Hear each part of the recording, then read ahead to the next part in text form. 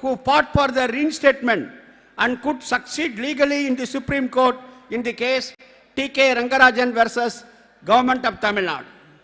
When the present state government decided to increase, the Stalin government, DMK government, decided to increase the working hours from 8 hours to 12 hours or so, CITU are uniting all the central trade unions. We could fight back and get the action of the government reversed. The city is home to Fort St. George, built in 1644, and now it is a museum showcasing the city's roots as a British military garrison and East India Company outpost. The Marina Beach in Chennai is the second longest urban beach in the world and longest in the country. It is very near. You can visit in the evening. Government Museum, houses an art gallery, a museum theatre, Kanimara Public Library and Department of Natural History. Besides temples, mosques and churches built over centuries, Chennai city and suburbs have in it Gindi National Park, are famously called a snake park and botanical garden, Semmali Ponga. This garden houses some of the popular exotic flora and rare plant species, medicinal and aromatic herbs.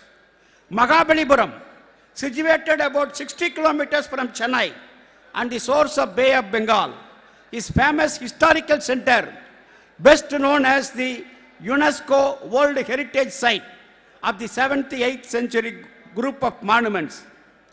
Kanchipuram, another city about 50-60 kilometers away from Chennai. Kanchipuram is a city of old temples and silk saris are produced there. Very famous silk saris. And Kanchipuram district, there are many multinational companies. Those companies, CITU could form unions, more than 40 units, and we could establish our unions and establish trade union democratic rights in Kanchipuram through our struggles. Our conference is being held at a time when the central government is bent upon privatizing all public sector undertakings, including banks and insurance companies in the financial sector.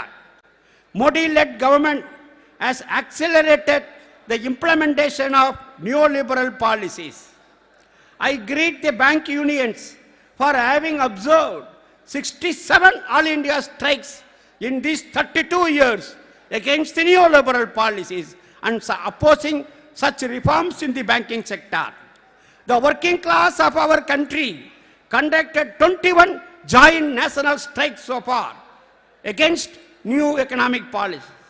We also see such struggles of workers in coal, iron, steel, railways, insurance, communications, central and state government services, defense, teachers and other sections, even in IT sector now. The valiant year-long struggle by farmers and sacrifice of 750 lives of farmers made the union government to relent and repeal the infamous farm laws. Worker-peasant unity, unity of the wealth-producing countries of our country is the need of the hour. Despite difference in the approach of bipartite wage negotiations, Befi is upholding a policy of unity and struggle. It resulted in fostering the unity among the constituents of United Forum of Bank Unions for the cause of the bankmen. Such unity should be further strengthened so that the bank employees and officers under the banner of United Forum of Bank Unions can effectively intervene in the policies of the union government with regard to the banking sector.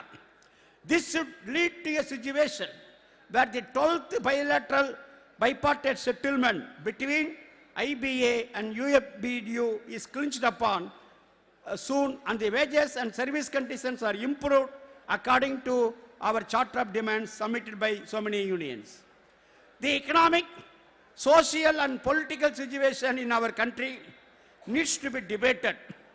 True to the character of working class trade union, I am of the firm opinion that this conference would discuss and arrive at important decisions to fight the policies of the government to create a better world for humanity. With humility, I say that the environment created here would help the delegates and observers to debate on the General Secretary's report and on the issues affecting the workers and the peasants of this great nation. We have to expose the policies behind all our miseries and also the politics behind the policies of favoring corporate sector, domestic and foreign. Struggle against authoritarianism, communalism, neoliberalism and neo-fascism, etc. All these struggles are to be integrated. The maturity of a trade union movement is reflected in its international understanding, comrades. Modi government has turned India to a junior strategic partner of US imperialism.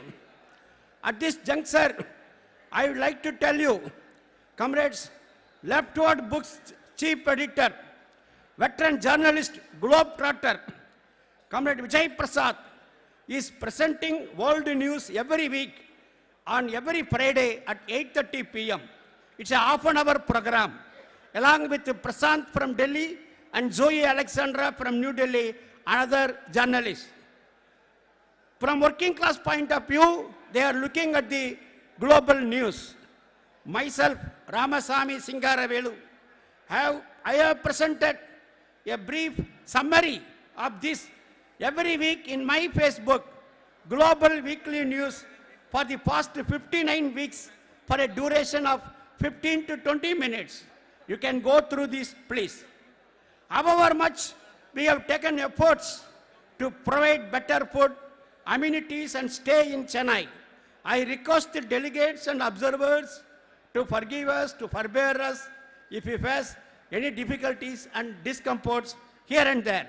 I once again wish the conference all the very best. Lal Salam.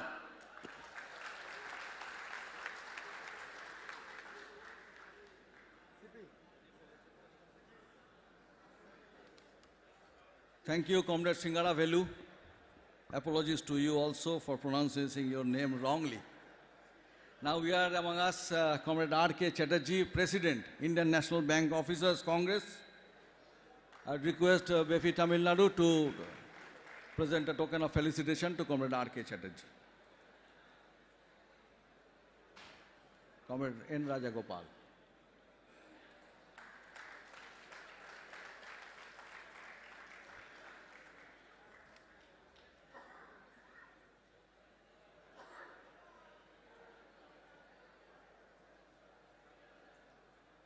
Now we are among us Comrade Venkatesan, who is the General Secretary of Indian National Bank Employees Federation of Tamil Nadu, representing Indian National Bank Employees Federation. And we are thankful that he responded to our invitation to greet the 11th National Conference. So I request Befi Tamil Nadu comrades to hand over a token of felicitation to Comrade Venkatesan.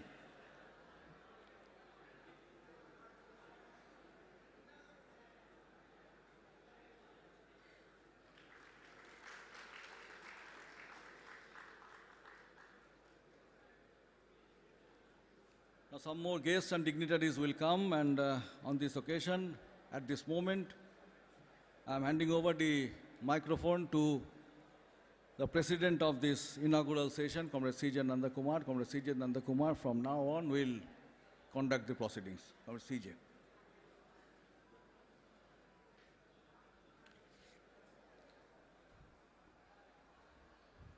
Respected Comrade Sabansan, the honorary delegates, our beloved ex-office bearers, the leaders representing AIBA, IMBOK and IMBF, who are already here on the dais, office bearers of Bank Employees Federation of India, Vice Chairman, Reception Committee. We are in the inaugural session of the 11th conference of our beloved organization. Comrades are still to settle inside the hall. I humbly request all those comrades to occupy the chairs and maintain discipline. Those who are still standing outside the auditorium are requested to come inside and occupy the chair so that we can conduct the proceedings in a disciplined manner. Volunteers are requested to see that all the comrades standing outside the auditorium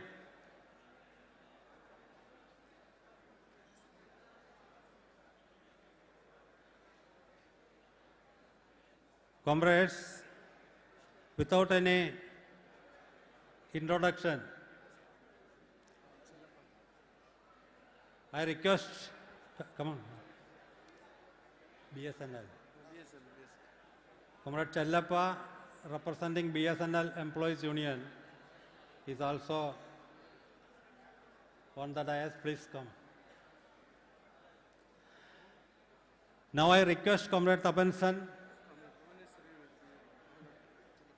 General Secretary, CITU, to formally inaugurate the 11th conference of Bank Employees Federation of India. That will be.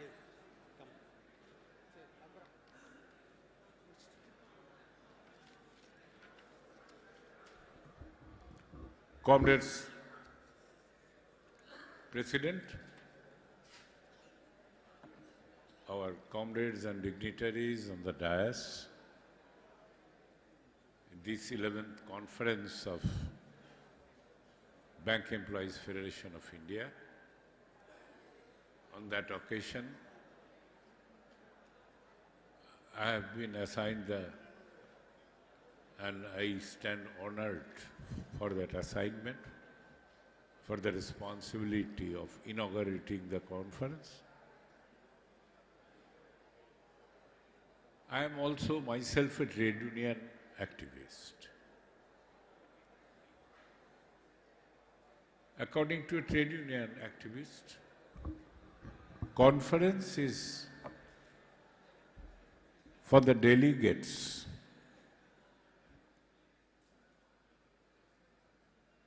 and conference is for our well-wishers, particularly in the inaugural session, for our well-wishers and fraternal fellow travelers to convey their wish. I consider myself as an integral part of this bank employees movement while working in Center of Indian Trade Unions. So my intervention cannot be merely good wish. So this inauguration, we like to briefly share our challenges. In the context, this conference is taking place today, Bank Employees Conference, which is at the center point of the neoliberal economic regime, which started in 1991, but now which has taken a very destructive turn. And the financialization of the economic activities and the dominance of the international finance capital is the center point of this whole neoliberal exercise, which started in 1991 And this conference we must cherish to remember that right from the very inception of this neoliberalism, at least countries' trade union movement has the credit of not missing the serious criminal conspiracy started being hatched against the people of India, against the achievement they made during the post-independence period. Through many achievements, out of those achievements, the nationalization of banks are one of the signal achievements which could flourish, could unleash the pace of industrialization in the country, both vertically and horizontally. And that period is called the golden period, during the process of which, after the Great Depression of 1930s, that period was called the golden period of capitalism, where because of the basic policy orientation of the intervention by the state in the economic future of the people, that policy was, the then ruling class was forced to adapt, resulting a set of labor law has evolved, resulting a set of economic policy hovering around states' aggressive intervention in the economic process, such as bank nationalization, coal nationalization, insurance nationalization, the MSME's Special Act, protection and reservation for the MSMEs in certain industrial area, all these taken together where finance played a central role in the flow of credit horizontally to the lowest corner, and precisely that period of horizontal expansion and the reach of the credit line also caused Green Revolution, one of the major achievements of the then time, which made India self-reliant on food, coming out of the dirty, dark experience of PL 480 regime, when we have to import food grains from USA and other countries. It made us self-dependent. Neoliberalism, thus, which is aimed at completely reverse that process. And unfortunately, the ruling class of our country succumbed to that pressure of imperialism driven by international finance capital. And from the day one, the country's trade union movement identified and started blockading process against that exercise. The first ever general strike was 29th November 1991. Against the same process. And finally, as Comrade Singarabalu has just mentioned, from the first ever general strike, we have already crossed a series of 21 general strikes on a national scale, along with uncountable sectoral action in which bank fraternities played the frontline role of, I believe, organizing at least more than 70 bank-level strikes to defend the bank from these neoliberal crimes, from the crimes of neoliberalism, 70 more than strikes, along with those general strikes. And that set out the ambience on which the financial sector employees are still fighting, not merely to save the public sector, banking sector, but also to save the country's economy from the nasty exercise of reckless, speculation-oriented financialization, where finance capital is going to dominate the productive capital. When more than value addition in the economy, while generating employment, doubling the money, whatever I invested, it has to be multiplied. That becomes a priority, unconcerned of the value addition process, in that process and a generation of employment. This is the basic paradigm shift of the whole process, which I believe bank employees must seriously identify, recognize, while carrying on their resistance. I think this conference must seriously deliberate on that issues, because at the same time that issue, this process of financialization without value addition, without employment generation, is bringing about a serious structural change in the operation of the banking sector, which is already reflected in sharply dwindling manpower in the banking sector, which has already reflected in the drastic, dangerous reduction of the banking branches covering the remotest area of the country.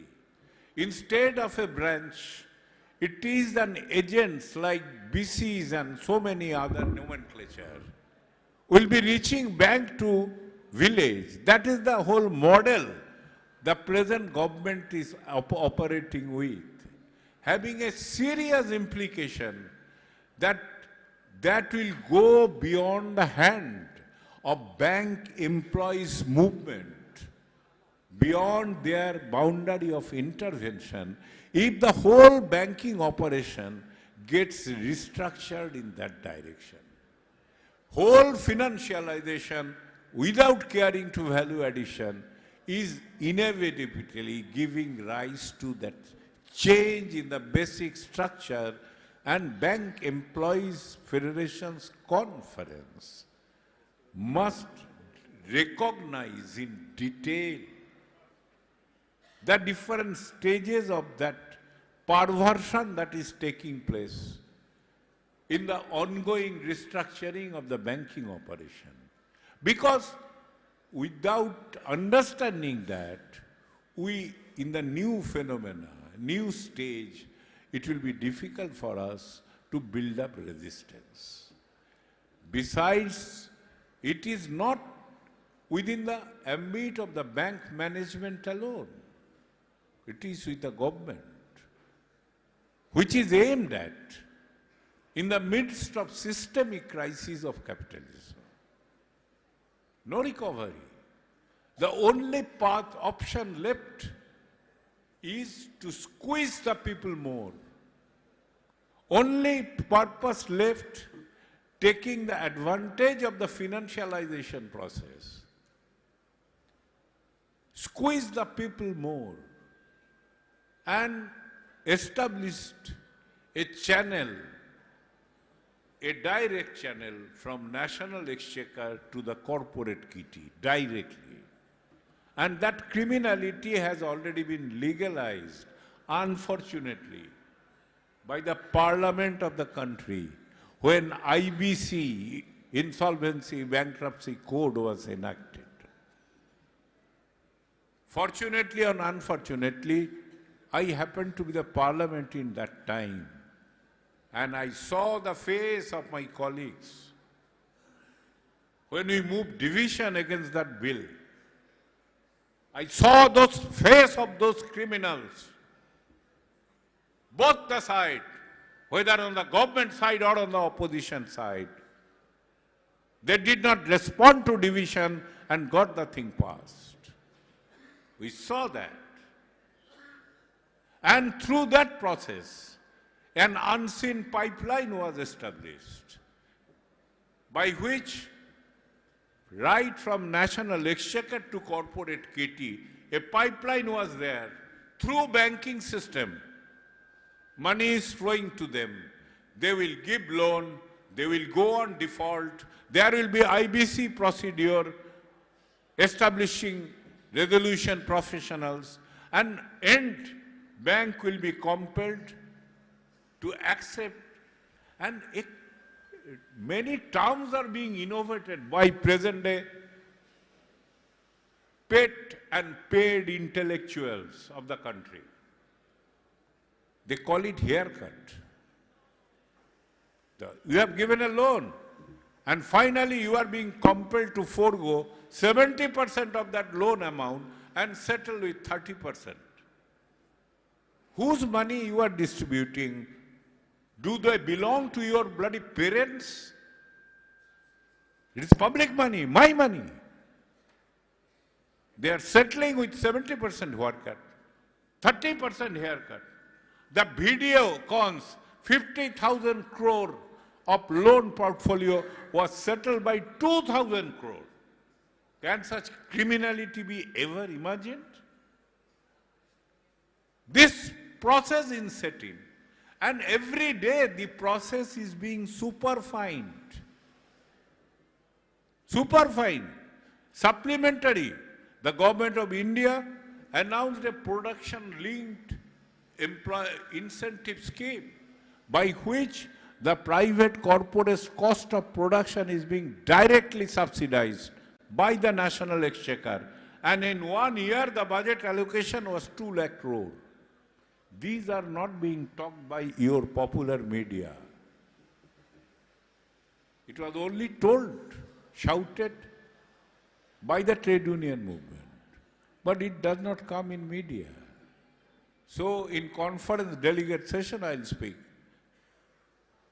The one-liner, the task that every day the silent crimes are being committed on the national economy need to be taken to the mass of the people in its real character.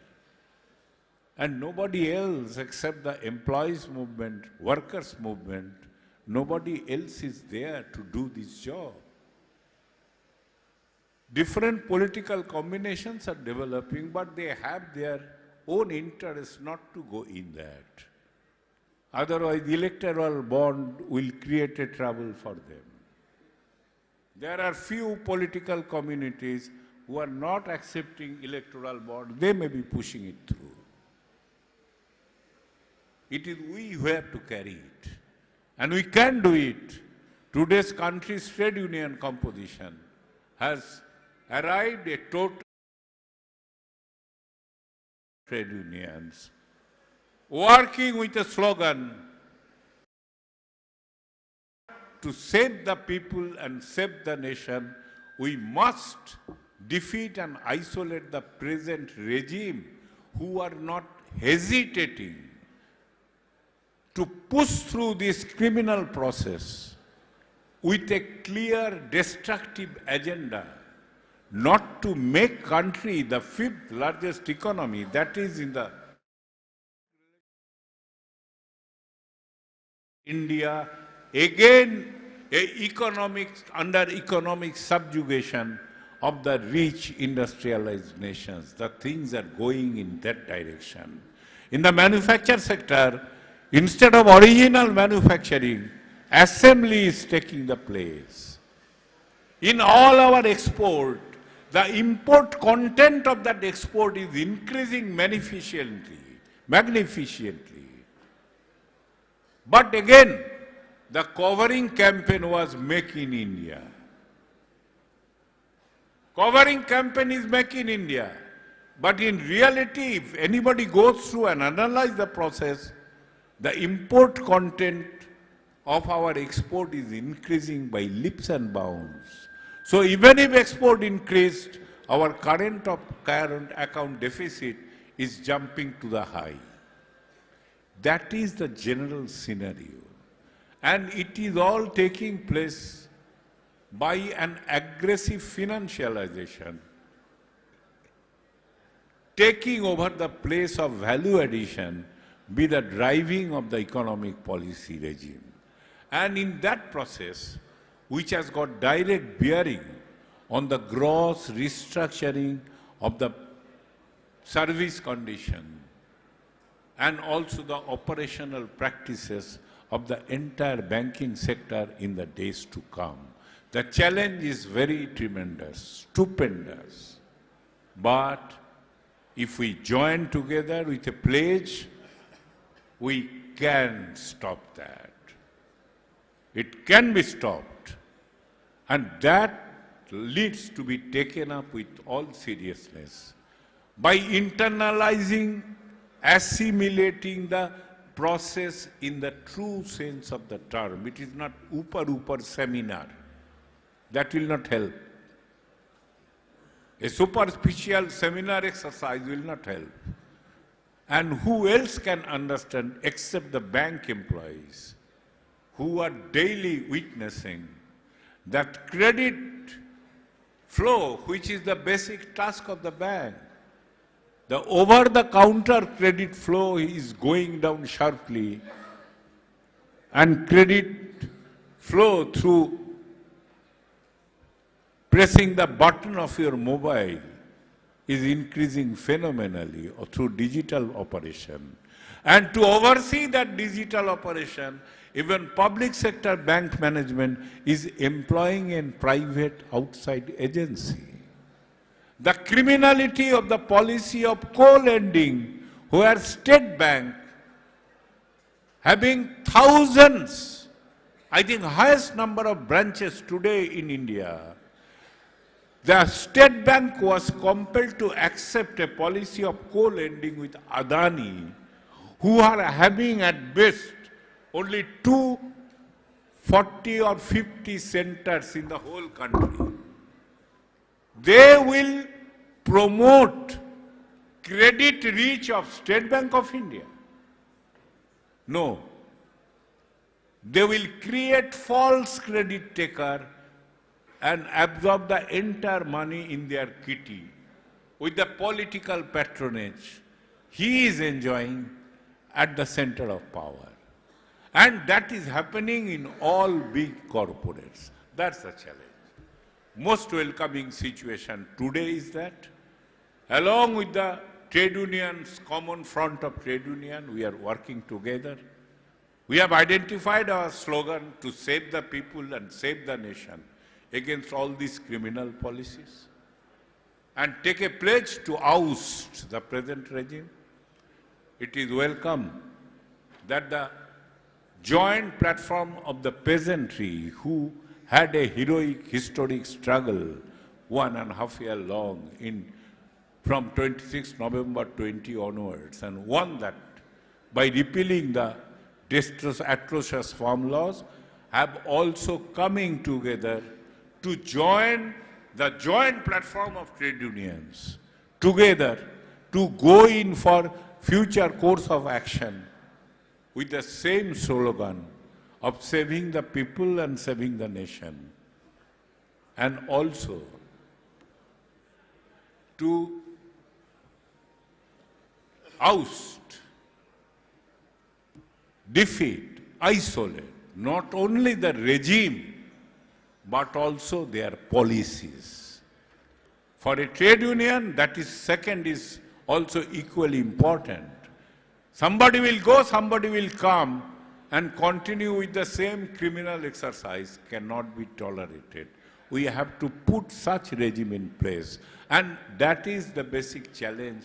And with these few words, I believe 11th conference will take due note of this task in terms of their experience of bank operation restructuring and restructuring of the employment that is taking place, and decide their priority, whom to organize, how many more to brought into the fen. All these challenges we have to take about, and your delegate session must concentrate how to go about it, how to go forward on it.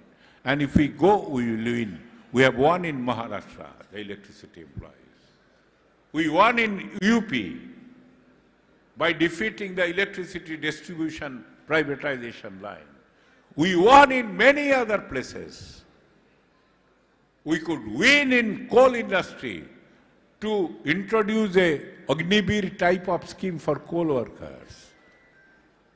They planned for privatizing all the 50 companies, public sector companies. They could not do during the last 9 years, except 3 or 4. Now they come with another criminal project of national monetization pipeline to give the company free to the private hands. We have to understand and then defy and resist. That's the challenge before us.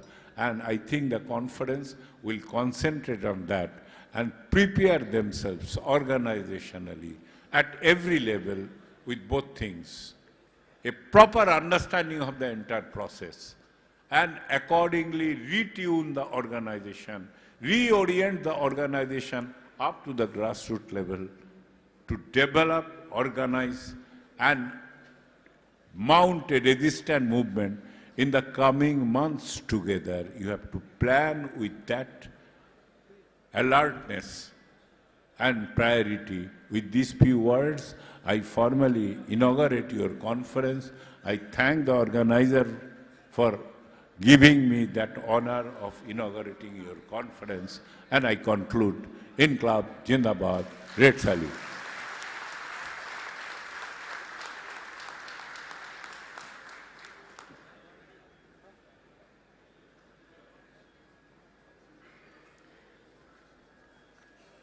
Thank you, Comrade Tapansan. In the meantime, 3 more dignitaries have joined our conference. It is time for felicitating them. I request the host unit to felicitate Comrade Chellappa, leader of BSNL Employees Union. I request Comrade Bhuvaneshwari to felicitate Comrade Chellappa.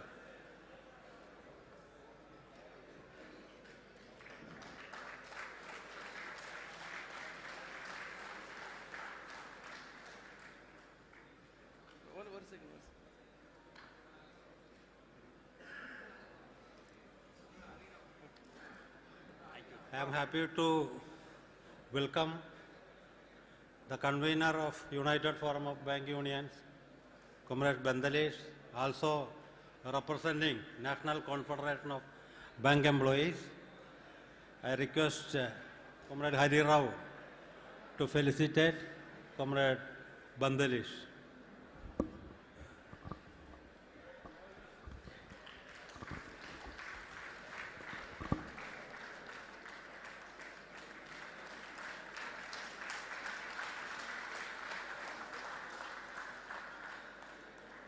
I am happy to welcome Comrade T. Raghuram, representing National Organization of Bank Workers.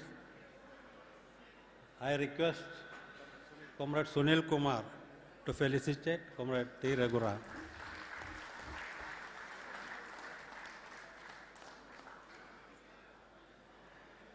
Now I request Comrade S. Chellappa, BSNL Employees Union, to greet the conference.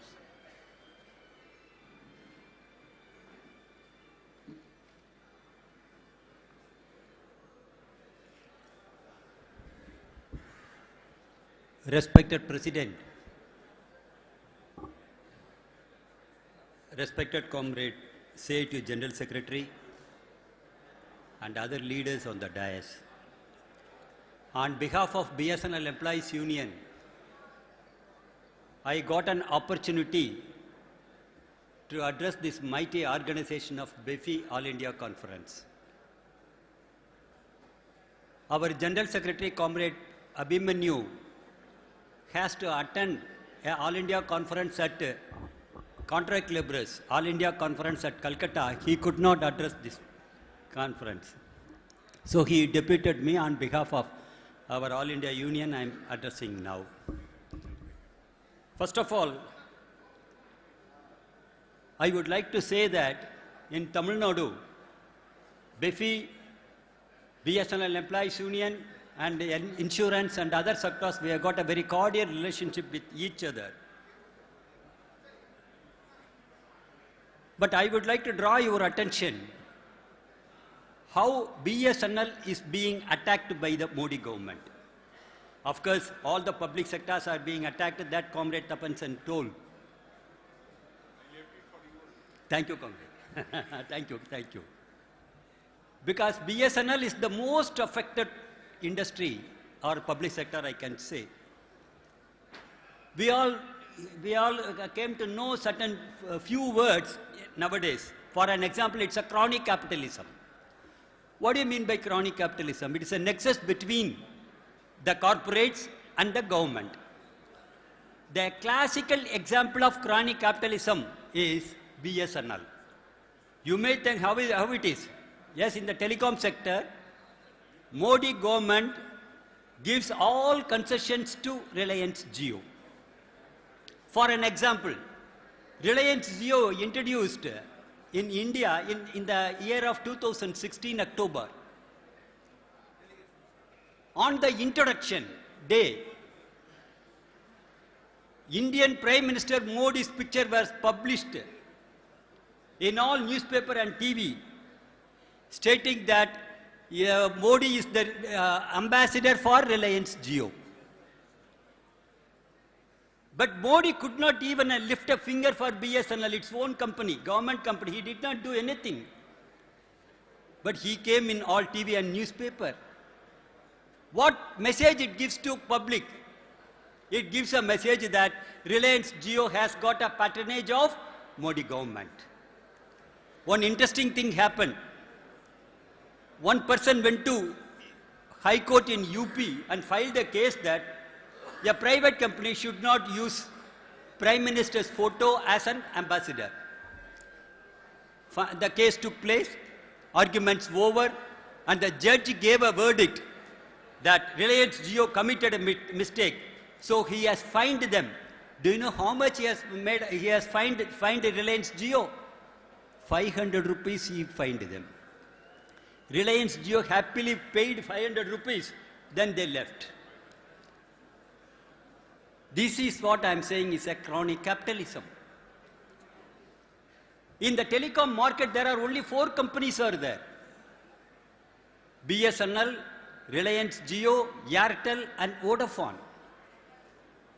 This Reliance Jio, after entered the telecom sector, telecom market, they announced for first 3 months everything free. All incoming free, outgoing free, data free, everything they announced. There is a rule in India, TRAI, Telecom Regulatory Authority of India, introduced a rule that only free can be given for 90 days only. But Reliance Jio again extended this free system for another 3 more months. No action has been taken. We all know what is predatory pricing, but Reliance Jio introduced free pricing, so they grabbed the market. So what happened? They could grab a considerable customers, because free means it's the psychology of the public to buy it. Then they are forced to use it also. That is how they captured the market, and now Reliance Jio is #1 in mobile sector in India. But Modi government not only patronizing Reliance Jio, recently 5G auctions were over.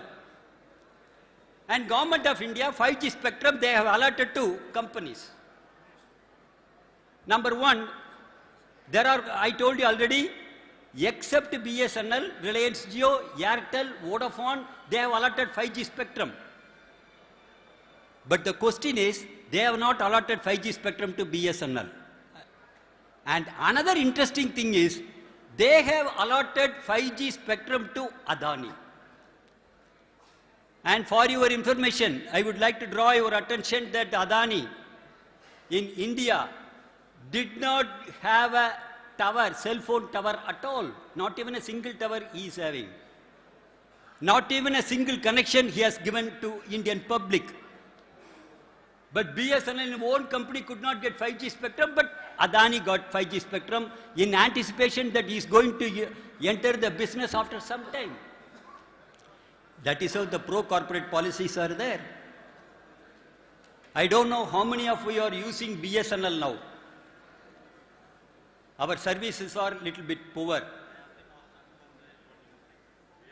Thank you. Our president is using BSNL and he says that I am the most unfortunate person also. But I will tell you, why BSNL could not give service to the public. At least I can explain to you for 2 minutes. Government allotted 4G spectrum and everything to all the 3 private operators. Jio, Airtel, Vodafone, they got 4G spectrum and they are giving 4G service. Now they are giving 5G service. But government did not permit BSNL to give 4G service. That is the basic problem. If you want to give in mobile sector, if you want to give a service means, if you want to give 4G service means, number 1, BSNL should have 4G spectrum. Number 2, BSNL should purchase equipment for 4G. Number 3, BSNL has to install towers throughout the country for 4G. Reliance Jio is the latest 2016, they got everything, they gave service.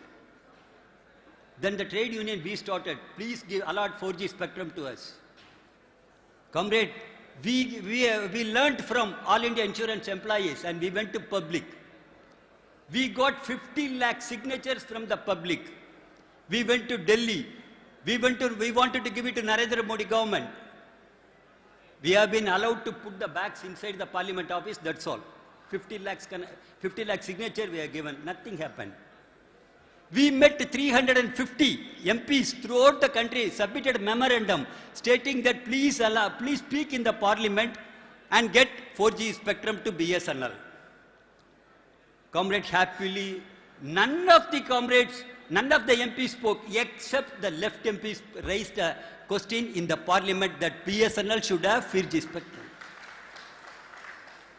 We gave a memorandum to governor. We have conducted 3 strikes continuously, 2017, 2018, 2019, 1 day, 2 day, 3 day strike. Our main demand is give 4G to BSNL, but government did not heed to that. All our plea ended in vain, but the pressure mounted. So finally in 2019, BSNL was allotted 4G spectrum. We were happy. Oh, at least now we got 4G. We can give service to the public.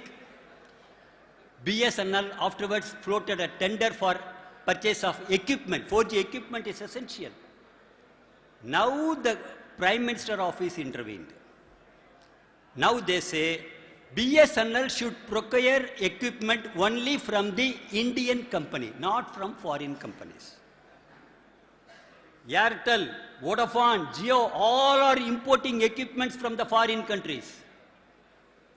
But BSNL was not allowed to buy equipment. Okay, if there is an indigenous technology is good means we can procure. In the year 2020, the order came, but in India, no company has manufactured this 4G equipment at all. I can say not even a screw that they are manufactured in India. Where we will go and give service. We fought. Again, we raised objections. Finally, the Tata Teleservice, TCS, agreed to give 4G equipment on trial basis because they are manufacturing this equipment, proof of concept, still they have not given. According to our information, BSNL give 4G service only after 15 months. From May, they have told it will take another 15 months to give connection. So that is why I am saying that BSNL being attacked by the Modi government, they wanted to create a picture in the public that they are inefficient. BSNL is inefficient. That is why they have not allowed us to enter in 4G and 5G at all. Comrade, it is difficult. In BSNL, they have introduced a voluntary retirement scheme. Out of 1,50,000 employees, 80,000 employees went on VRS. They were panicked. The salary was not paid. Other loans are not paid. So they thought that this is a sinking ship. So they wanted to go out. 80,000 people went out. And the BSNL management and government is ruthless to send another 1 lakh contract laborers from the BSNL. Now you can go to any offices in BSNL. It is less number of staff will be there. Otherwise, most of the exchanges are closed. It's very difficult. But you may think, what are you going to do? My final part is that one. I would like to share one important information is that BSNL Employees Union rallied all other unions. Number one. And in BSNL, there are 14 unions are in the fray. Every 3 years, elections will be conducted to recognize number one union. Number two union. It will be allowed only 2 unions. But I'm happy to say, I'm happy to share my feelings. BSNL Employees Union got recognition number one position from 2004. Still we are continuing. Even after VRS, election was conducted and we won 8th consecutive time. It's 8th consecutive victory in BSNL. But still we hope, still we are fighting to improve BSNL. Whether is it possible? With this question I will conclude my speech. Whether it is possible? It is possible, comrade. Not only mobile sector. In India, fiber to the home, that you are all using fiber. BSNL is having 7 lakh root kilometer optic fiber cable with us. And we are the market leader in fiber connections. Number one. Number two, from Chennai to Andaman, under the sea, optic fiber cable has to lay. BSNL is the only company, we did it. We gave connections.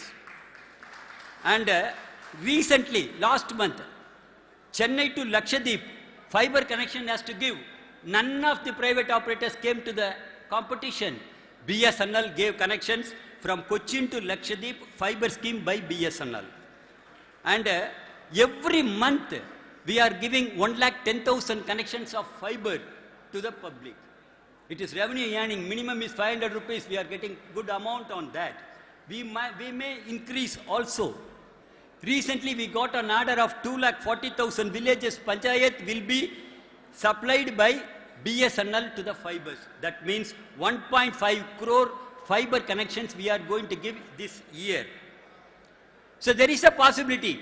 If we get 4G, in this conference I would like to say that firmly, if we get 4G, definitely we will, BSNL will compete with Jio, Airtel and Vodafone. We will give a stiff competition to others. Definitely. Definitely we will do that. My humble request, you may have 2 SIMs. At least use 1 SIM as BSNL. Save public sector. BSNL is a public sector. You have to save us. You have to back us up. Thank you. Somebody is showing hands. Thank you, thank you. Thanks a lot to you. So many people are saying, I am very happy. So we are the public sector. We will show Narendra Modi government in 2024 a good lesson so that in India, public sectors will be saved. With these few words, I conclude my speech. I wish the All India Conference of Befi a great success. Thanks a lot, comrade.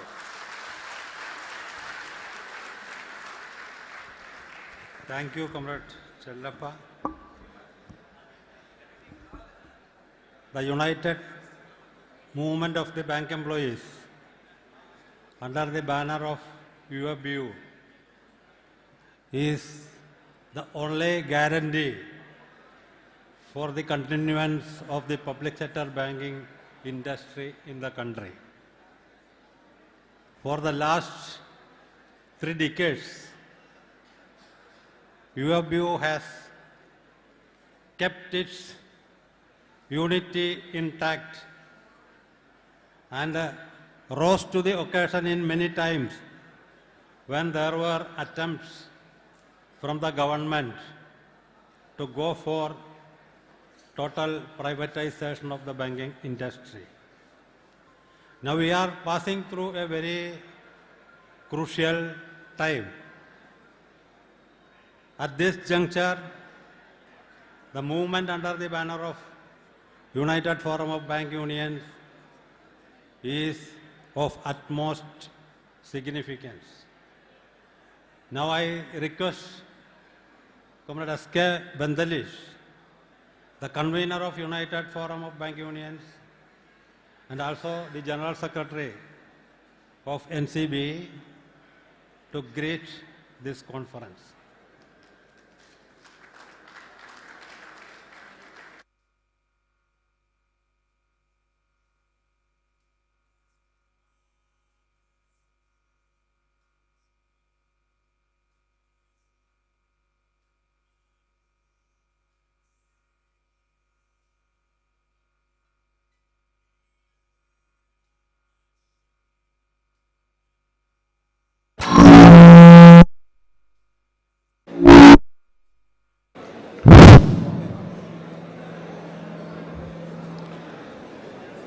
Comrade President, leaders sitting on the dais of the dais, and my dear comrades, I have come right from Chandigarh to greet all of you. I am here to convey my best wishes for the success of this conference. And I know during the next 4 days, you will be deliberating many issues which are confronting the bank employees. As said by the President, that during the last, say, 5 to 7 years, we have been witnessing quite a big attacks from the government of India by one way or the other. On the one hand, they want the bank employees should contribute for the success of their schemes. On the other hand, they want to finish this public sector character in the banking industry. If we see right from the days of 15, 16, 17, how demonetization came, how Jan Dhan Yojana came, who made it all success, one by one in the different government schemes. And rather, we were the persons who were making all the garbage schemes successful, whether it was Jan Dhan Yojana, whether it is demonetization, Mudra loan, and so many other things. But in turn, what we got? Merger of public sector banks. We opposed as United Forum of Bank Unions this very well thought policy of the government. They wanted to bring it to a few nationalized banks, and later on they want to sell these public sector banks to the private businessmen. One by one, that issue also came during those days, in the name of that banks are not working properly, their NPAs have gone up, their performance is not good, they're all in the reds. Under WTO agreement, we are going to open up our economy. And once the other private banks from the other countries came to our country, it will be difficult for these banks to survive. So in the name of all these arguments, they kept on merging the bank. And ultimately we know what has happened. During the Corona period, we were the people who had served the citizens of this country. During the most difficult time of this government, we didn't think whose government is there. We simply fulfilled our responsibility to this nation, to our citizens of this beloved country. Our employees, our members were dying because of this corona, but still we were on the forefront to serve the people. What has happened in 2021 budget speech? Honorable Finance Minister has given us a hint that the government is interested for selling of 2 public sector banks. Again, it was not for the selling of 2 public sector banks, but the only thing is that the government was in need of the money. They want to sell off these banks to get the target achieved, or whatever target they have set up for the banks to contribute. And to achieve that target, they were not afraid of even selling more than 2 banks. Any bank, the fact is, they want money, nothing else. So, the nationalization of public sector banks has been we have been fought for achieving that particular target for nationalization of the public sector banks. Today, there was a green revolution or white revolution. It was all because of the public sector banks. We have taken this banking services to the entire nook and corner of this country. Financial inclusion up to the maximum is due to the contribution of public sector banks. And even these days, if we will see carefully, the private banks, foreign banks, whosoever is coming just to collect the creep. They are coming in the metros, they are coming in the big towns, but they are not coming to serve the people in the rural areas. If we go to the hilly terrain, difficult terrain, most difficult terrain, only public sector banks are there. No private or foreign banks will ever be seen in those difficult terrains. Means that government is only interested in weakening the trade unions in the public sector banks. We are the main people. We are the targeted people, because whenever our Prime Minister or Finance Minister goes abroad for attracting the other companies to invest in India, they always say, first of all, you have to weaken the banking trade unions. We had been fighting on one or the other way. They wanted to brought many private banks, foreign banks, local area banks. We were the first to oppose that policies which were not in favor of our country. We had made it possible for our citizens to be saved from FRDI bill. United Forum of Bank Unions, irrespective of which policies of trade unions it is consisting of, we have always taken the country's interest foremost, people's interest foremost, and we have fought on those issues. And I'm happy to say that United Forum of Bank Unions has forced this government to withdraw the FRDI bill. The earlier governments, even the local area bills, so many things which the government wanted to do against the interests of the people, or which according to us are not in favor of our country. We had opposed it. Either they had withdrawn that, or we were successful in slowing down the financial reforms in this country.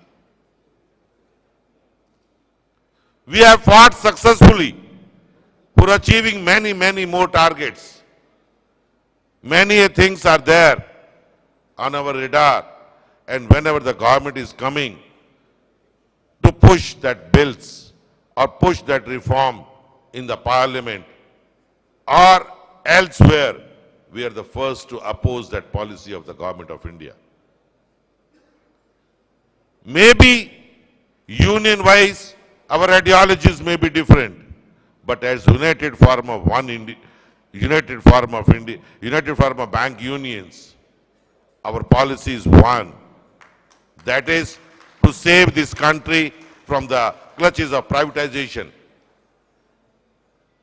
Friends, I am sure in the days to come, we are going to have a bigger fight with this government regarding privatization of public sector banks. Maybe because of your pressure, the government could not bring that financial reform bill or banking amendment bills to the parliament, but still they have not withdrawn that amendment. They have not gone back. Still that is being heard in many corners regarding privatization of the public sector banks. So my humble appeal will be, let us be together to fight this particular cause which will save not only all of us, but will save our country also. I hope the next 4 days you will deliberate upon the many policies which are not conducive for this country. Many policies of the government of India, they want to bring, we feel that is anti-people, that will be discussed and thorough solution will be found. On behalf of United Pharma Bank Unions, on behalf of National Confederation of Bank Employees, I wish this conference a great success. Thank you.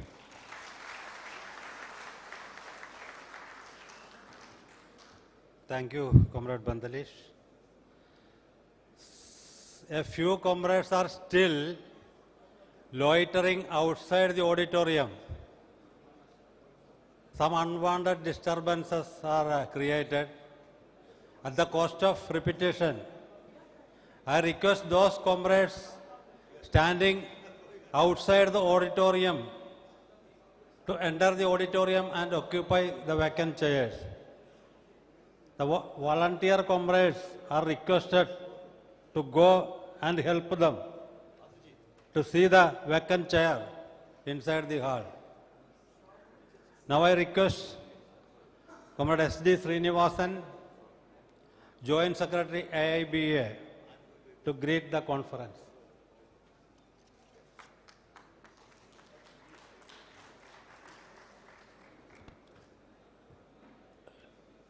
President of this inaugural session, Comrade Nandakumar, Chairman of the Reception Committee, Vice Chairman of the Reception Committee, Comrade Singara Velu,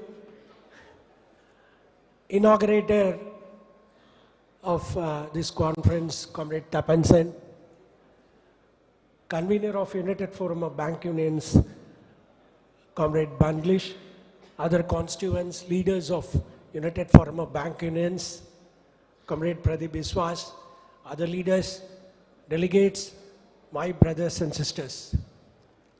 I have very great pressure on behalf of All India Bank Employees Association to come and greet you on the occasion of the 11th National Conference of Bank Employees Federation of India. Comrade C.H. Venkatachalam, General Secretary of AIBA, is away at Vijayawada for Canara Bank Employees Union Conference, and hence he could not attend here. Therefore, on his behalf, I'll be reading his message. I would have been very happy had Comrade Rangarajan were here, because in the reception, welcome address of the reception committee, he has mentioned about the famous case T.K. Rangarajan versus State of Tamil Nadu, wherein it has been, even though it has been held by the Supreme Court at that point of time, government employees have no legal, moral or equitable right to strike. You and I should be proud that the bank employees, within a month of that judgment, we have gone on strike, and time and again, after that, we have proved that no court, no Supreme Court can stop the bank employees to go on strike against the policies of the government. Therefore, we should be proud. We congratulate the bank employees on this. Now I read the message of Comrade C.H. Venkatachalam. Dear comrades, we are happy to greet your conference on behalf of All India Bank Employees Association, we are sure that your conference will take serious note and stock of the present day developments and challenges and resolve for united action plan accordingly. All of us are aware that the present ruling dispensation at the center has been following an aggressive anti-labor, anti-people policies that are detrimental to the interest of the working masses as well as the common people, including the peasantry, because of which their conditions and living standards have been adversely affected. On the other hand, the neoliberal economic policies pursued by them is evidenced in the successive annual budgets that are benefiting only the corporates and the rich, particularly their chosen favorites like the Ambanis and the Adanis, who on a minute-to-minute basis are amassing huge and unimaginable wealth by getting all concessions from the government. Thus, this government is solely responsible for the glaring economic divide that is prevalent in this country at this present juncture. Their policies towards the working class and the trade unions are also deplorable and unacceptable to us.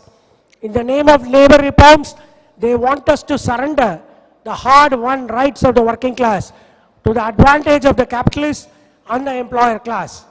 In a scenario where there is a huge army of most exploited unorganized labor in our country, these anti-labor measures will further affect the working class. We particularly observe that the working women are under increasing attack and exploitation and are becoming very, very vulnerable. India needs more employment generation to cater to the needs of its unemployed youth.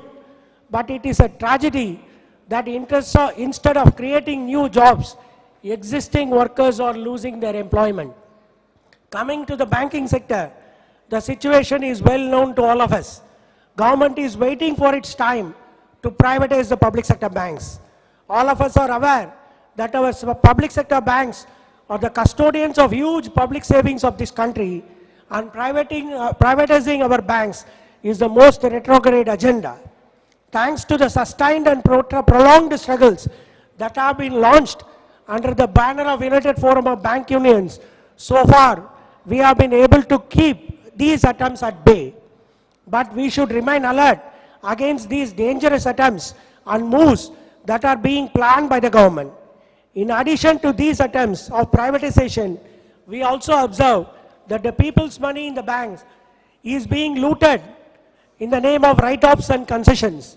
Year after year, huge provisions are being made from the hard-earned profits of the banks. It is a common knowledge that the mechanism of insolvency and bankruptcy code, instead of declaring anyone as insolvent, has only bailed out the culprits.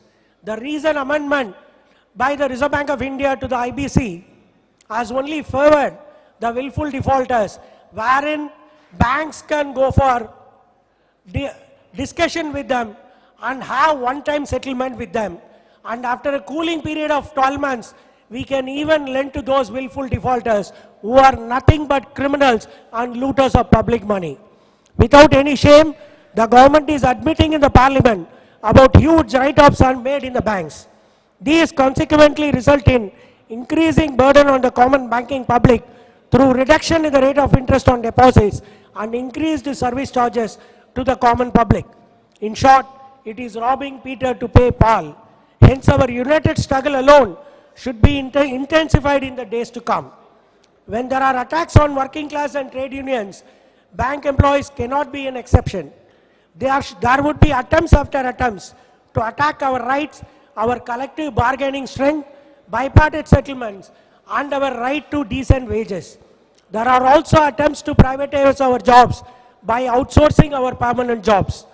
Thus, there are multiple challenges confronting all of us today.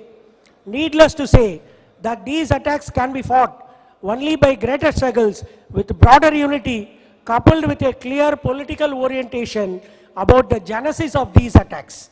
Hence, AIB always advocates more and more unity and more struggles so that the bank employees trade union movement can play an effective role in the emerging period. We are conscious that there are differences among the unions, but it does not mean the differences have to continue perennially. We have formed United Forum of Bank Unions, and we are fighting against the privatization of public sector banks. We must find solutions as the working class needs a united trade union movement to champion the class interest of the workers. While wishing your conference all success, we are sure that your conference will move in this direction. Thank you. Once again, wishing your 11th National Conference all success. Thank you, comrades.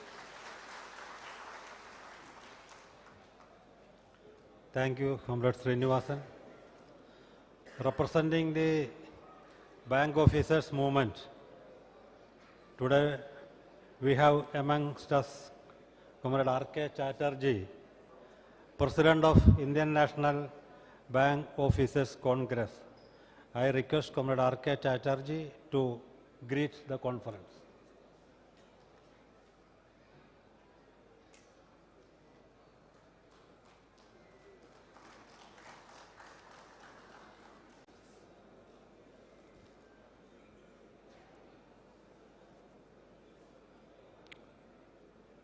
My respect to our dignitaries on the dais, senior leaders, my comrade in arms, Devasisda,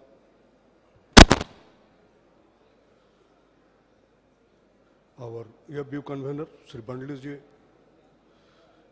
my senior leader from Bihar, Sri B. Prasad ji, Pradeep da, and all dear comrades. So, you have heard the convener and other senior leaders. So first of all, I would like to congratulate all the bank employees for the outstanding performance of public sector banks this year. That you have contributed a profit of 1,04,649 crores. This is the contribution of public sector banks. Nobody can have the venture to undermine it. It is a great contribution. Public sector banks were defamed by whatever you say, so many agencies were working against us, and they're defaming us on three aspects: that public sector banks are consistently incurring losses. Public sector bank has got huge NPA, and public sector bank is suffering because of the poor governance. So within last 3 years, the entire scenario has changed by the bank employees. In the public sector bank space, when we have book profit of 1,04,649 crores, 5 years back, we had posted a loss of 85,390 crores. From there, we have turned the picture. The non-performing asset, which used to be around 14.6% as on March 18, it came down to 4.97% in March 23. This is the report of Reserve Bank of India. So for the bad governance is concerned, what has happened in private sector bank that doesn't require to be elaborated here. We know it, that how private sector banks have failed in governance. So blame should not come. And ultimately, the public sector banks are being managed by the government of India, the owner and the controller RBI. We are simply employees who work as per the dictates of the government. Contribution of public sector banks is so immense that in last 54 years of our nationalization, the way we have contributed for the nation's building, nobody can undermine it. Our contribution for the infrastructure development, our contribution for the development of the backward area, our contribution for the deprived sections, poor, our contribution for generating employment. So government should not muster courage to touch public sector banks. It is not that easy. The government has attempted for it. When Madam was presenting the budget in February 2021, she announced that government intends to privatize 2 public sector banks and 1 insurance company. But still, the credit goes to the 9th Forum of Bank Unions. We have been able to halt that process by going for a strike and taking so many actions, and where we need cooperation of bank employees as well as citizens of the country. The contribution of EFBU is so much You all are beneficiary of that, the contribution you have due. Not only this, whether it is second option for pension, whether it is the compassionate appointment, whether it is the second and fourth Saturday, which is just now our convener has said you, in all likelihood, you will also see very soon the 5-day banking per week and the contribution of paternity leave. The most major contribution, I give credit to the United Forum Bank Union since its inception in 2023 to put a brake on reforms. The banking reforms have been put on brake by the United Forum Bank Unions. That's why the merger has been delayed, and today the threat on the privatization is still we are facing. The government should be asked, who has funded the unfunded people in India? Who has secured the unsecured in India? The government must ask this thing, that who is banking the unbanked in the area? Three are vital questions the government must answer. Today the contribution of the banks, you see in what area you mention, and today the infrastructure, the way we are involved, whether it is aviation, road, rail, bridge, steel, whatever you say, that in the year 2008, the way we were plugged into that by the then Finance Minister, Honorable Pranab Mukherjee, who became the President later on, that we have saved the country during that time. And because of diversified structure of the public sector banks, we couldn't defend it. And today, if the government denies our contribution, leave it to the wisdom of the government, how government thinks like that. And today, tall claims are being made in the name of public sector banks. Just now, convener has conveyed you, all of you have contributed in that area, be it demonetization, be it our sacrifice during COVID. 1,200 bank employees have sacrificed their life during the COVID. This is the sacrifice made by our bank employees for the sake of COVID. Jan Dhan is today the biggest financial inclusion scheme of the world. Very shortly, on 15th of August, the government will announce the contribution. Already it has started. Speaking on that 50 crores have been brought under the fold of Jan Dhan scheme. 50 crores is not a small number. And with a 2 lakh crores of deposit. Who has made it possible? Question is this. It is a 95% by public sector banks and RRBs. This is the contribution of public sector bank. Now, whatever scheme you have given to the public sector bank has been made successful by all of us, the efforts of the bank employees. The credit goes to all of us. Private sector bank is only meant for profit making, and public sector bank is the real server. If you are opening zero balance account, it is at the cost of our own profit. We are doing it. And we made it possible that despite serving the poor, we are earning profit too. And let the government, which has throughout used, misused, and now abusing the public sector bank for their contribution, of late only some changes have come in the minds and attitude of the government towards public sector bank contribution. Very recently, they have been starting very positive about public sector bank contribution in the name of the elections. We understand the change, but still they don't have the moral courage to say, no, we'll no more go for privatization because of the contribution made by the public sector banks. Let the government admit it very frankly that they are going to abdicate the social responsibility of the banking. Let them admit it, and they are going to abandon the poor at the mercy of the money lenders. They should have that courage to accept it. Why they are defying the bank employees? Why? What not we have done? And are we running the show? It is being run by the government of India, having more than 51% of the stake. Entire board is of them only, whether it is a permanent director or the non-directors are there on the board, RBI is there. So bank employees are doing whatever has been assigned to them. They have been performing very well. Where is the question that bank employees are not performing well? And still, if the government wants us to do better, let them do it on the front of recovery. Simply by making tall claims during the IBC and NCLT in 2016, as if with the IBC and NCLT, the huge profits will be made by the public sector bank. After 7 years, what is the fate of IBC and NCLT? What is the fate of DRT? Let the recovery machinery be strengthened. We assure you that public sector banks do wonder in this country. That is the capacity of public sector bank. Nobody should undermine that. But provided you give that opportunity, you do your work for the recovery. Recovery is the most poor, that's why we are suffering.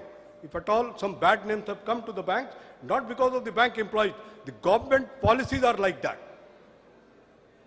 So profit has made the change. Definitely the concept is changing.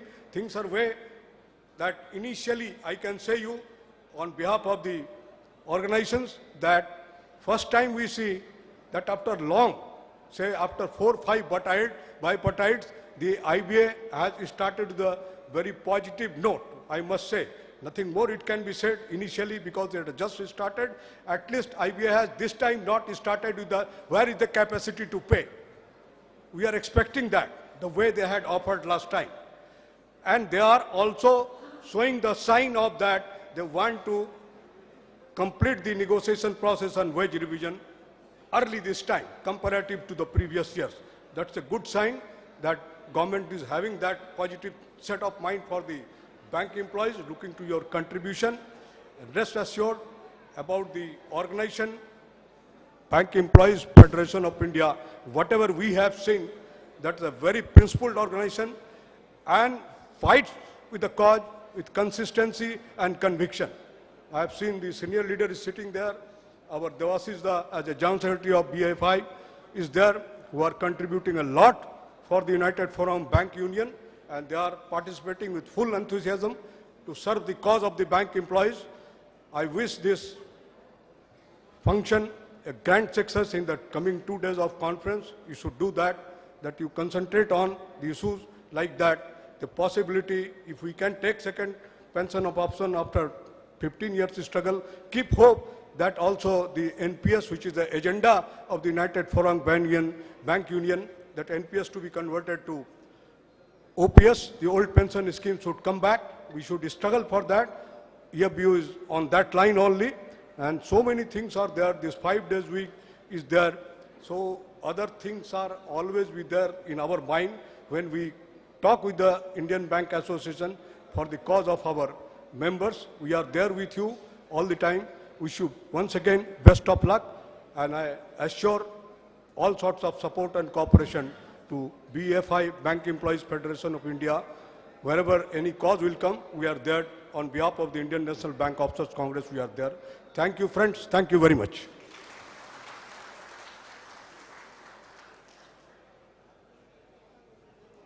Thank you, Comrade R.K. Chatterjee. NOBW, affiliated to BMS, is an integral part of United Forum of Bank Unions and also an important constituent of UFBU. NOBW has stood firmly with UFBU in our fight to protect the public sector banks. Now I request Comrade T. Raghuram, representing NOBW, to greet the conference.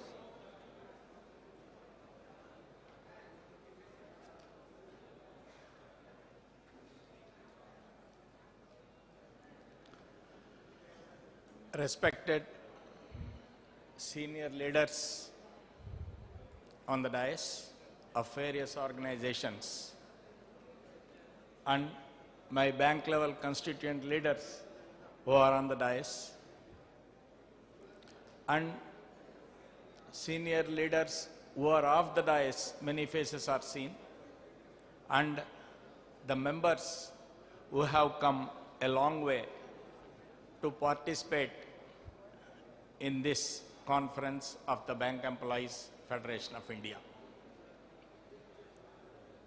First of all, I am very thankful for the invitation of the Bank Employees Federation of India to our organization, National Organization of Bank Workers, affiliated to the Bharatiya Mazdoor Sangh, BMS, the largest trade union in India.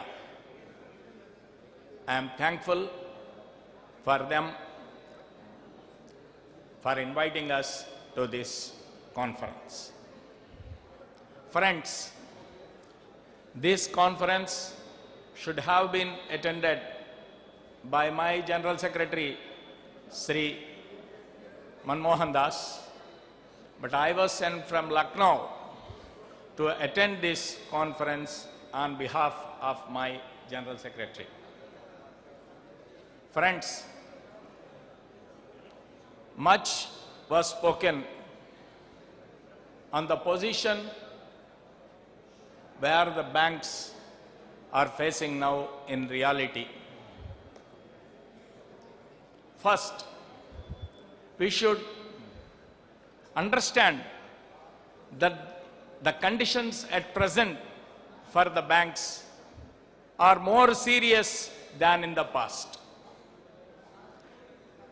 As a constituent of EFBU, I am missing the face of Befi. For the last 2 meetings, I have not seen them. So this was a pinching on the part of NOBW. Why? Because we are on the same way some about 20 years back, and now we are firmly with the United Forum of the Bank Unions. Whatever be the positions, that we stood firmly with the United Forum of the Bank Unions. So, I have the privilege, as what I have done in the past, the same thing. The Bank Employees Federation should deliberate and discuss and debate in their coming 3 days for the successful to complete the punch of 5 constituents what we have in the United Forum of Bank Unions. The punch is not firm if any finger is missing in that. So this should kept up. That's my sincere wish for the Bank Employees Federation of India. Friends, I hope that you have come a long way to discuss regarding the present banking scenario, and I wish that you take proper decisions in the present banking scenario for the best as a constituent of EFBU, and to be a part of it. If you make that, that will be a great success of this conference.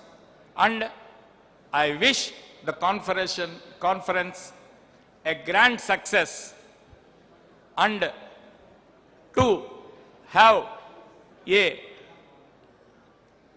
great debate over the banking issues for the next 3 days. Thanking you. Thank you.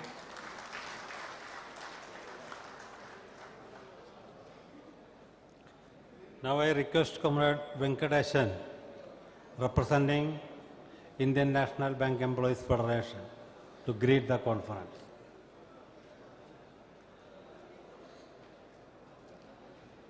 Good morning to all, respected leaders on the dais and my dear friends. Our General Secretary O.P. Sharma ji has been invited to attend this conference. Since due to his preoccupation engagement in that, he could not able to attend the conference and deputed me to attend this conference and greet the functions. I am Venkatesan, General Secretary, Central Bank of Staff Union. I, on behalf of Indian National Bank Employees Federation, wishing the 11th National Conference a grand success one. My small request to the delegates, the afternoon session is a very important one. You deliberate the session in depth and pass a strong resolution. Once again, I wish the conference a grand success. Thank you. Jai Hind.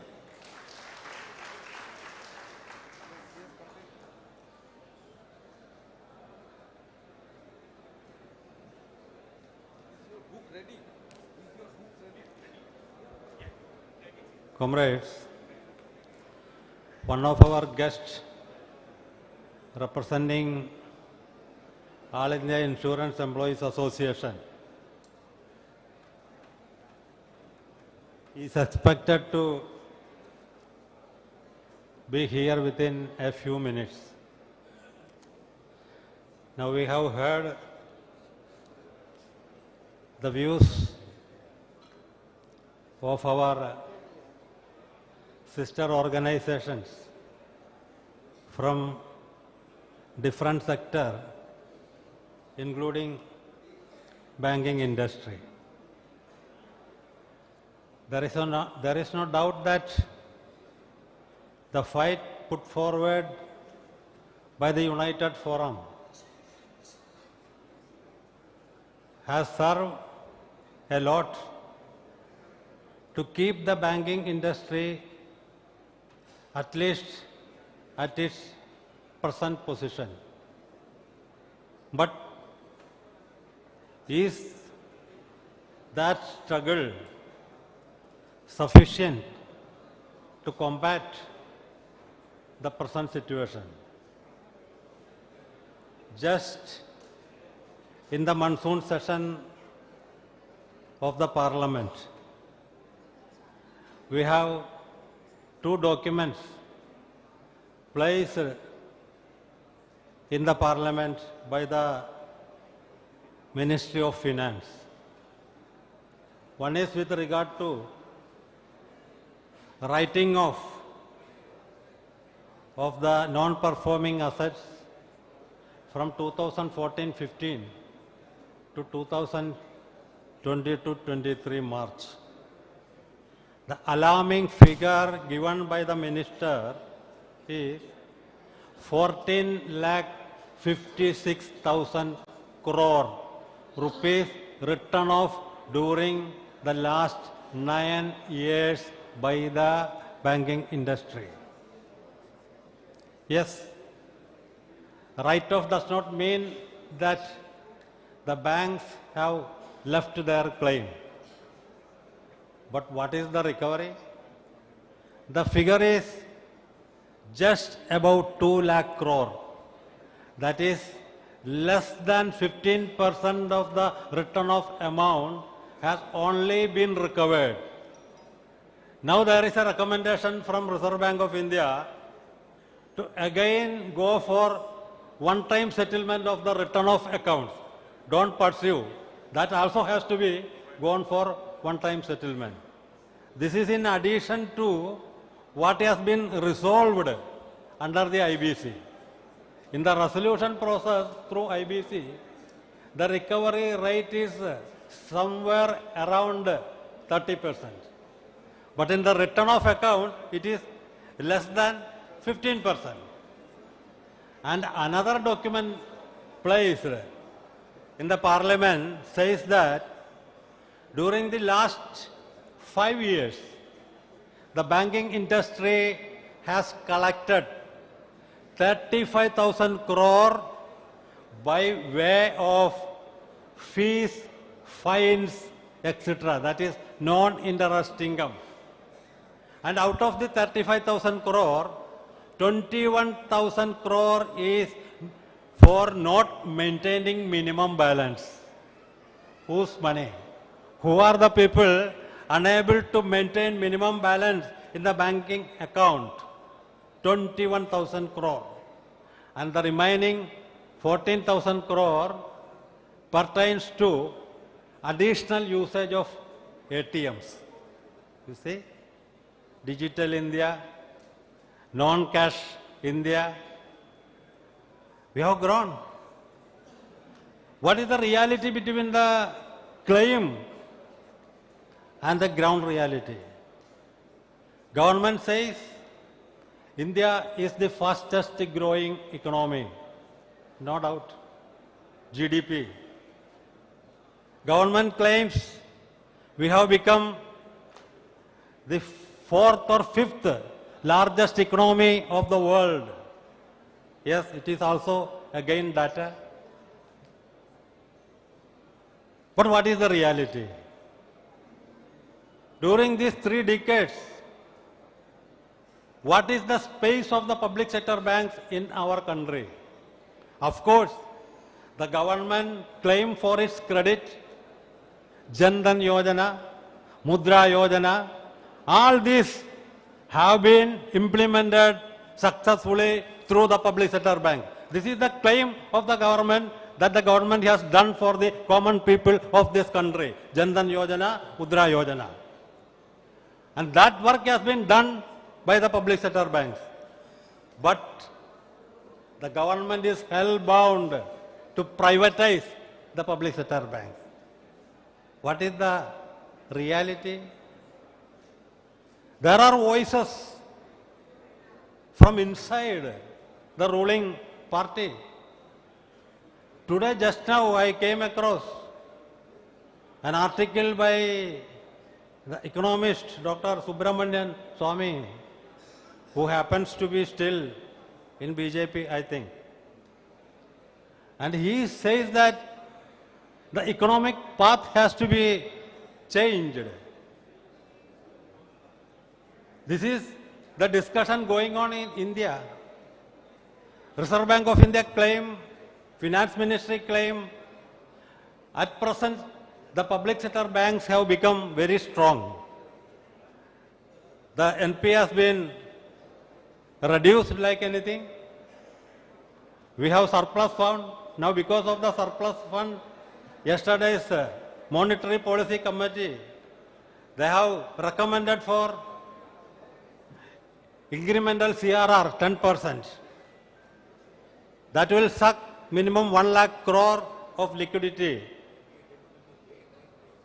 They claim public sector banks are in a sound position.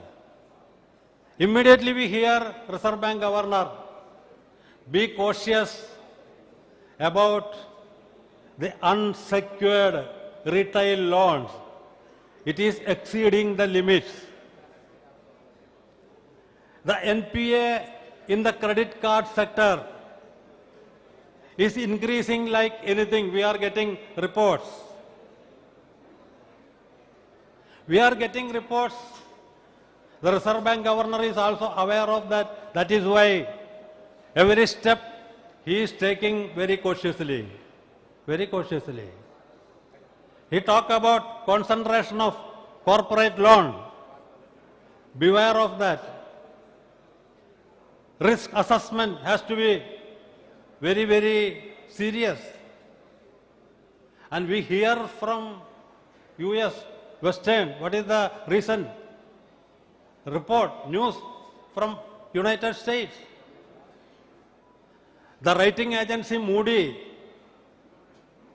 has stated that 10 small banks in United States of America has been downgraded. And they say that another 6 big banks are under scanner and in the list for downgradation. This is the banking sector picture.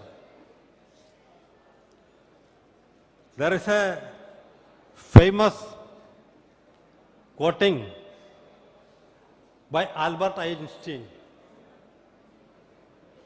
He declared once, to continue to solve systemic problems with the same approach that caused them is madness. To continue to solve systemic problems with the same approach that caused them is madness. Where we are going? Recently, there was a report from McKinsey Global Institute. Very interesting because these consultancies are giving recommendations in all sectors throughout the world. There is a famous book, When McKinsey Come to Your Town, very famous book. How this McKinsey is manipulating and destroying the economies of the world. From that very same institution, McKinsey Global Institute, a report has come in December 22. It's a wonderful report for us because they say that, and the report is consolidated, covering 40,000 micro regions throughout the world. It is not a very simple survey. 40,000 micro regions. And the report says that the GDP, growth of GDP has nothing to do with the real life of people. This is a wonderful revelation of that report. Only 20% of the GDP growth rate reflects the real life of the people of any country. This is the finding. We are always talking about GDP growth. Who is making benefit of the GDP growth? So many reports are there. I am not going into that much details. And the report says that top to down policy will not help the nations. It's a clear indication that the present system of economic development pursued throughout the globe has become unsustainable. Very serious issues confronting the humanity, the climate change, the increasing inequality, the poverty. United Nations has set Sustainable Development Goal for 2030. Now we are in 2023. Only 7 years remaining. How this target is going to be achieved? In the very same goals, Goal 8 is very significant for all of us. UN Charter says, decent job and decent income. What is the situation in our country? What is the situation in banking industry? For the first time, the workmen or the human resources in the banking sector has come down below the total of the private sector. This is the situation. And the jobs in the banking industry has become casual, temporary, outsourced. Comrade Tabansan was referring to new phenomena. It is not only in State Bank of India, co-lending. And the interesting part is that the co-lending agreement with Adani Capital, now the same Adani Capital has entered into tie-up with some other foreign institution. So who is going to give agricultural loan? Not Adani Capital. Now foreign institution is in tie-up with Adani Capital to give loan extended by State Bank of India through this Adani Capital. This is the system of co-lending. Whose interest is going to be protected? So very serious questions are before us. The UFBO, with its united strength, has to go to the masses. We should not confine to bank employees alone. We should not confine our campaign within our four walls. Every organization claim that we will do it independently. Doing it independently and doing it unitedly has different dimensions.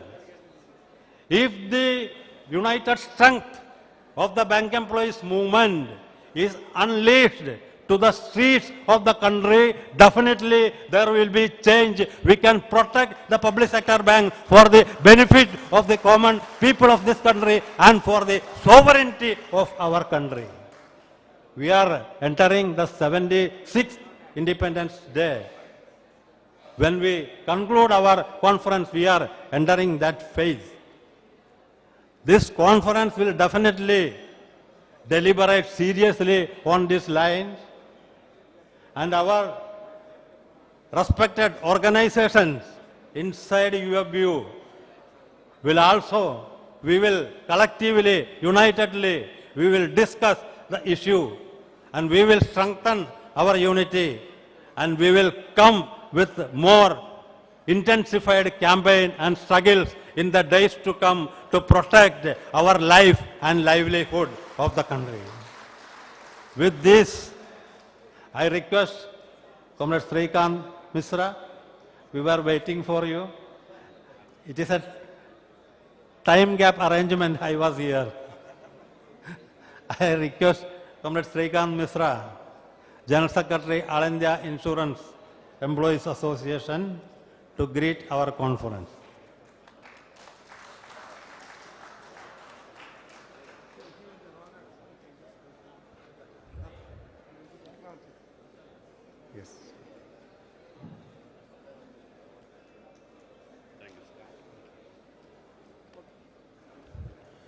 Comrades of the Presidium,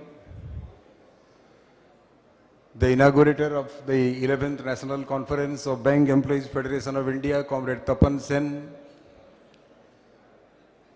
Comrade Devasis Basu Chaudhary, General Secretary of BEFI,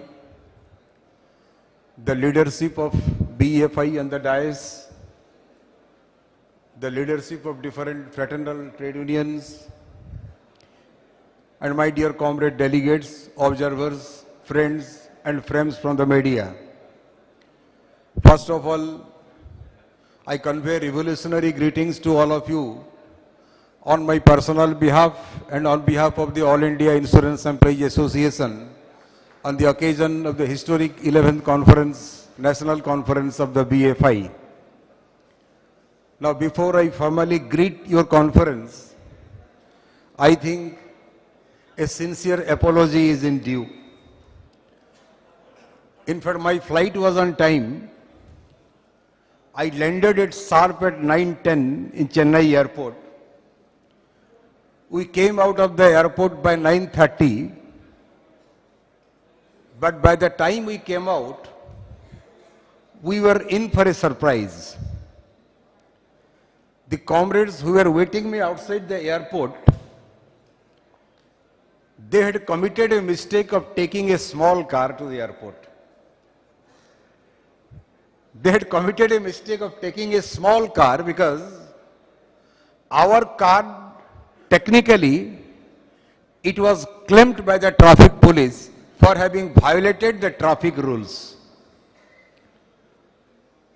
But we are really surprised. There were a large number of bigger cars costing not less than 6 to 7 times than this car. But apparently, as per the law of the land in Chennai, Tamil Nadu, those cars did not violate the traffic rules. Those cars had not been claimed. Our car was claimed. Our comrade Anand was very unhappy. Why is it that my car was singled out? I told him, you have committed the gravest mistake in India today. You don't have a big car. You are not a big man. So you are supposed to have violated the rules. They are the big fries. They can never violate the rules, so they can never go punished. And literally, comrades, this is the backdrop in which you are organizing the 11th conference of the Befi. Now, while on the way, we had been keenly following the proceedings of the conference. I was feeling very, anxious. And the moment Comrade Nandakumar rose to speak, we were also cutting jokes that maybe he is trying to while away some time so that I am made free from the anxiety of reaching this conference venue. But anyway, these are very difficult times. Why do we say that these are very difficult times? I think a large number of our comrades who have come from the Hindi-speaking belt, you would have read the famous couplet of Rahat Indori. In one of his great works, Rahat Indori wrote,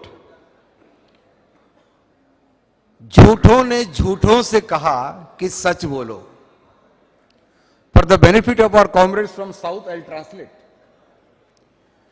झूठों ने झूठों से कहा कि सच बोलो, सरकारी ऐलान हुआ है कि सच बोलो।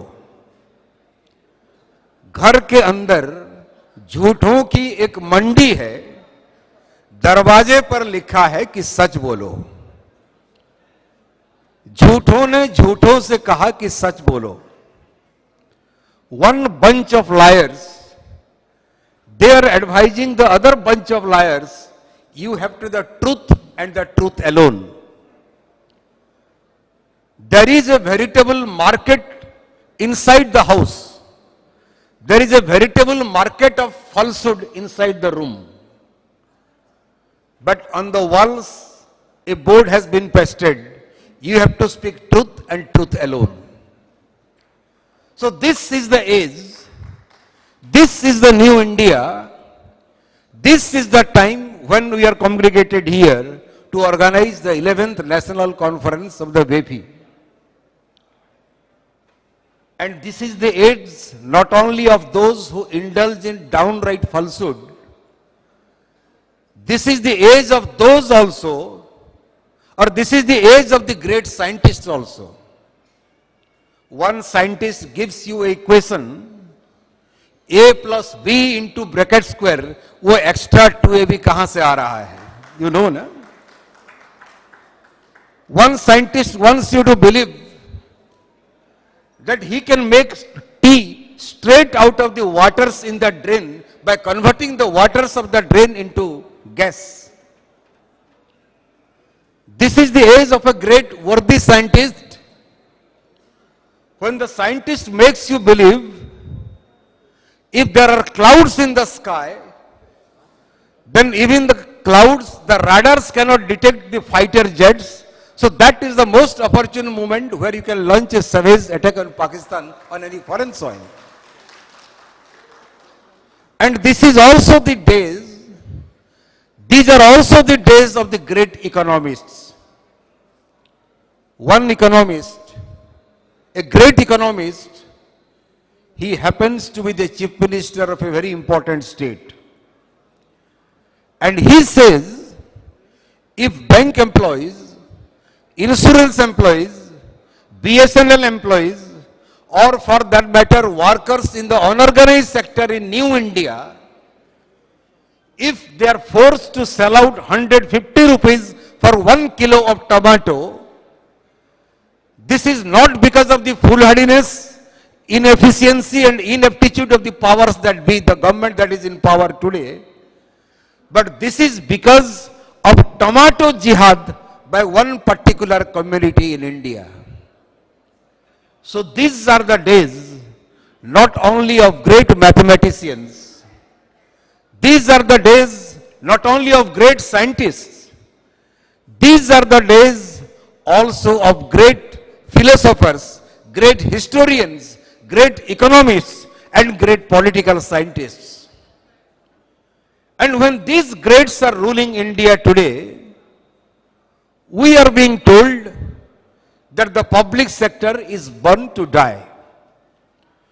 And while they give this slogan that the public sector is born to die, these powers that be, who are basically having an anathema towards the very conception of public sector, by utilizing the COVID pandemic, by utilizing the crisis in the Indian economy, they are trying to prise open India's public sector, particularly those public sector institutions who are working in the financial sector. And I am from insurance. Like the canards are being spread for public sector banking industry, also there is a campaign of defamation against public sector insurance industry. And I think you are aware who are the powers, who are the political forces, those who are ruling the country today. When Parliament was debating bank nationalization, you must be knowing two great worthies from India, from the RSS, Mr. Balram Madhok. He was a big RSS leader from the state of Kashmir. and Mr. Minu Masani, they went to the Supreme Court challenging the decision of the government of India to nationalize banking institutions in India. We are also aware, one worthy of the present day rulers, the late Mr. Atal Bihari Vajpayee, while representing his own political party in the forum of the parliament while opposing bank nationalization, Mr. Vajpayee, he went on to explain why it is an absolutely bad idea to nationalize banking business in India. Do you remember, comrades? A leader like the late Mr. Atal Bihari Vajpayee, in the floor of the parliament, he told he was opposed, his party was opposed to the idea of bank nationalization for three simple reasons. First reason is bank nationalization is akaran. Akaran means unnecessary. Bank nationalization is anuchit, improper. And the third and the most important reason as to why he opposed bank nationalization is because, in the words of late Mr. Atal Bihari Vajpayee, bank nationalization was asovaniya, ugly to look at. Now today, from this forum of the 11th conference of the Bank Employees Federation of India, we want to pose a humble question. The last, over 5-6 decades of nationalized character of public sector banking, who in India will say that bank nationalization was unnecessary, ugly and improper?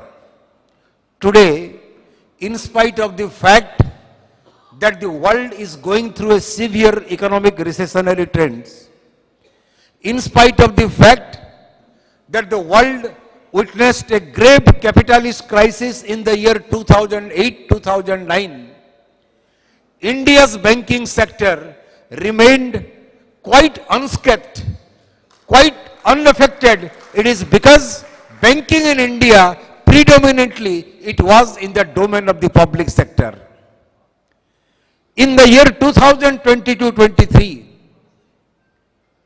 as workers in India's public sector banking industry, as workers in India's public sector insurance industry, we can justifiably say with a lot of pride that today, if the banking industry in the US is in a crisis, if one after the other bank in the citadel of world capitalism, that is the US, they are going bust, but the banks in India are relatively safe, it is because we are working under the domain of the public sector. There are organizations like the Bank Employees Federation of India, the United Forum of Bank Unions, who have been fighting steadfastly for protection and strengthening of public sector insurance industry. I would like to speak very briefly about my own industry. Oftentimes I would ask with humility, no owner in the earth, forget about India, no owner of any product or any company or any institution would defame his own institution or his own product. Suppose I am a seller. I sell saris in the market.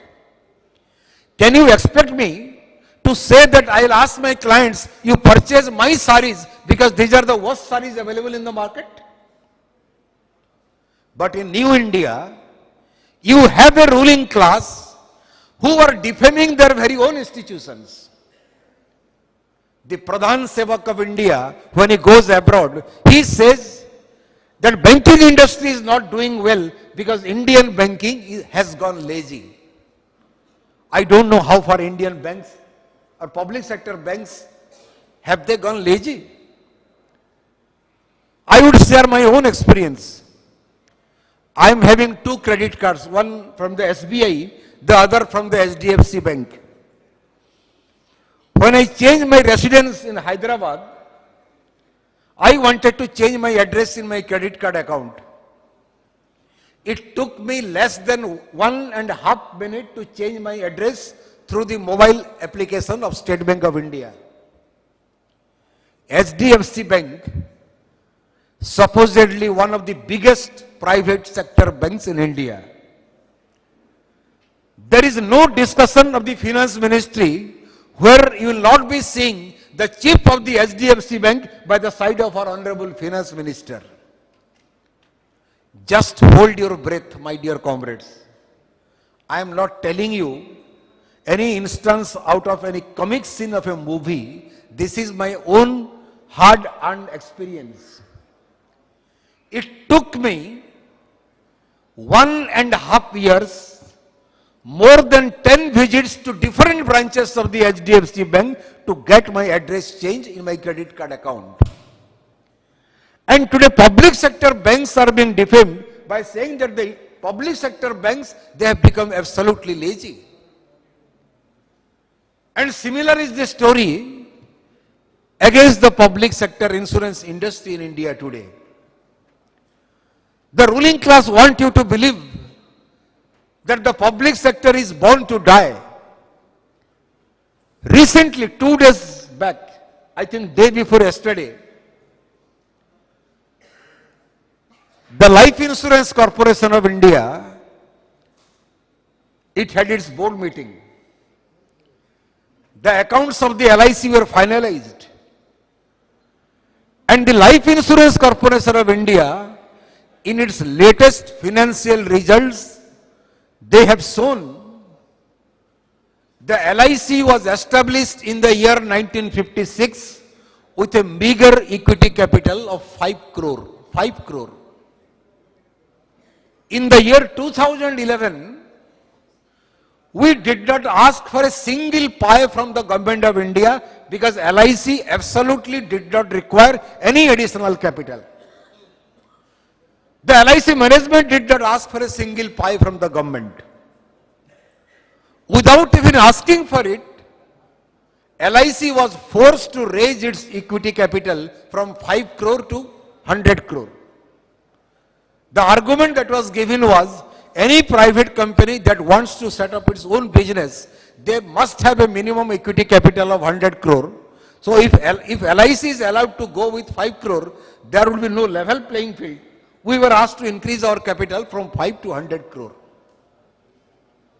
Even if you assume that LIC's equity capital, initial equity was 100 crores right from 1956, with this small base of 5 crore capital, 100 crore capital, I am happy to share with you, by the end of March 2023, the assets under the management of the Life Insurance Corporation of India, they have reached a huge, astronomically huge figure of 46 lakh crores of rupees.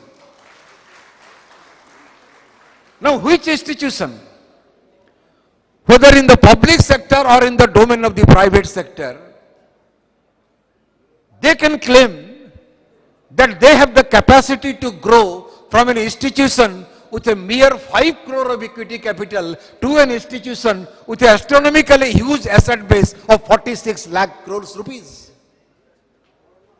Now with this meager capital, in this financial year, the amount of profit that the Life Insurance Corporation of India has generated, the profit amount this financial year, it is around 9,500 crore. And still the government keeps saying that the LIC is not efficient. Still they keep saying that the insurance penetration in India is very low. And the government and the industry regulator, the IRDA, in tandem, they have racked up a bogey that in order to increase this insurance penetration in India, LIC has to be privatized. LIC has to be destroyed. Public sector general insurance companies have to be destroyed. And in their place, the private insurance industry has to be promoted. You must have heard about the IRDA. The IRDA stands for the Insurance Regulatory and Development Authority. But our experience over the years has been the IRDA, which is supposed to regulate and work towards the development of the insurance industry, for all practical purposes, the IRDA has been regulating the public sector and working to develop the private sector at the cost of the public sector. And these destructive policies are being packaged and sold in the name of reforms in the insurance industry. Very peculiar ideas. Now the amount of insurance premium relative to the gross domestic product of any country, that is known as the insurance penetration. And the government and the IRDA, they keep saying that the insurance penetration in India, which is at present 4.2%, this is absolutely low and this cannot be increased without destroying the public sector insurance industry. But I am very proud to share with you this August House. The insurance density in India at 4.2%, this is much higher than the insurance penetration in the United States of America. This is much higher than the insurance penetration in a country like Canada, Brazil, Germany, China and South Korea. And if in India, in spite of the fact that we are a poor country, a developing economy, and our per capita income compared to the developed countries, this is peanuts, but even then, our insurance penetration is much more than that in the US, Canada and Germany. This is not because of any private company like Tata AIG, Birla Sun Life or HDFC Life. This is possible because of the great Life Insurance Corporation of India. And what preposterous ideas they are selling. Now the insurance industry, insurance regulator has been saying, our Prime Minister has got a big dream. It is good to have a dream. We also have a dream of establishing an egalitarian society. Our Prime Minister feels by the time we reach the culmination of the Kartabya Kal you would have heard, no? Because we started with Amrit Kal. We are told that this is Amrit Kal. This Amrit Kal will continue up to 2047. But midway, there was a rethinking and Amrit Kal was changed to Kartabya Kal. And we are told that by the end of the Kartabya Kal, each Indian should have one insurance policy in his or her hand. Fair enough, a good dream. But then the IRDA goes on to say, if each Indian has to have one insurance policy by the year 2047, then India requires at least in the minimum 2,000 insurance companies.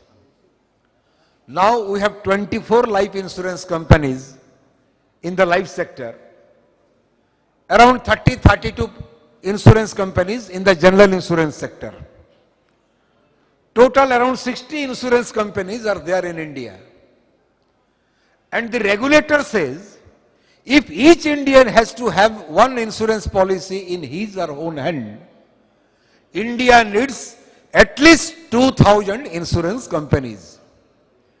And then they go on to say, like you are having small microfinance institutions in the banking industry, in the similar fashion, you also need to have smaller insurance companies in the insurance industry. Now from the AIA, we have written to the finance minister. From the AIA, we have written to the insurance regulator. We have addressed letters from the platform of the Joint Front of Unions in LIC to the Ministry of Finance, Department of Financial Services. If you feel that there is a need to have 2,000 insurance companies in India today, that means you are trying to push back India's insurance industry to the pre-nationalization days. The government of India then, they could not manage 245 insurance companies and they defalcated with the policyholders' money, They defrauded the policyholders to such an extent that insurance business, the life business, had to be nationalized in 1956. When you are not in the position to manage 245 insurance companies, you are out to create more than 2,000 insurance companies in India today. And what is the peculiarity of the logic you see, comrade? I told you, LIC started with 5 crore equity capital. 2011, we never asked for any money because you know LIC is always flush with funds because of the trust of the people of India, because of the immense goodwill that the LIC has generated in the market. So we never asked for any money from the government of India. But the government and the regulator, they kept on saying, if a private company requires 100 crores of equity capital, why should LIC continue to do its business with 5 crore? You also raise your capital to 100 crores. We told the government of India, if LIC is capable of managing funds to the tune of over 40 lakh crore, what is the need for this additional 95 crore? 95 crore are peanuts compared to 46 lakh crores of assets under management. I am happy to share with you, every year, the LIC generates investable surplus to the tune of 4.5 lakh crore to 5.5 lakh crore.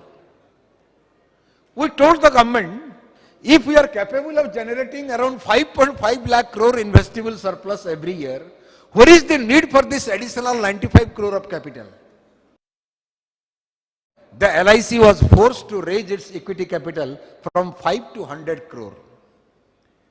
This same government, this same IRDA, now they are raking off a new argument. If each Indian has to have one insurance policy, if we require 2,000 insurance companies to start their operations in India, then the capitalists in India are so poor, even at a time when 1% of the rich, they control 41% of the national wealth. Your government wants you to believe they are so poor, 100 crore capital is too high for them. We should bring down this minimum capital requirement. So the stand taken by the AIA in 2010-11, that stands vindicated now. They wanted to destabilize the LIC. They wanted to bring the IPO for the LIC. They wanted to force the LIC to tap the capital market in the name of additional capital infusion. We fought.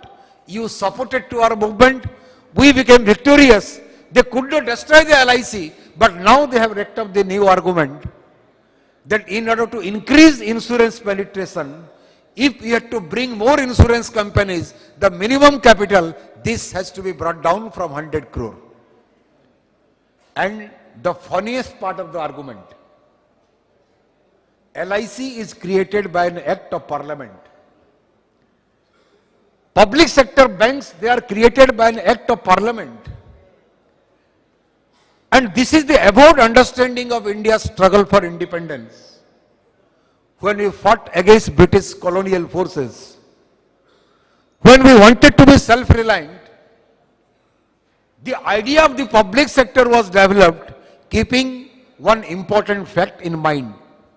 The fact is, public sector doesn't belong to any government. No Modi can claim that he is the owner of the public sector. Or for that matter, no Rahul Gandhi can claim that he is the owner of public sector. Public sector means this sector, these industries, they are practically owned by the people of India. The government of the day, it is simply the manager, the real owner is the people. And when any public sector like LIC, they are owned by the people of India, naturally, any tinkering with the structure of the company, it should be decided in the floor of the parliament. But our great patriots, now they are taking up an argument. It is not possible to approach the parliament every time to change the capital of any insurance company.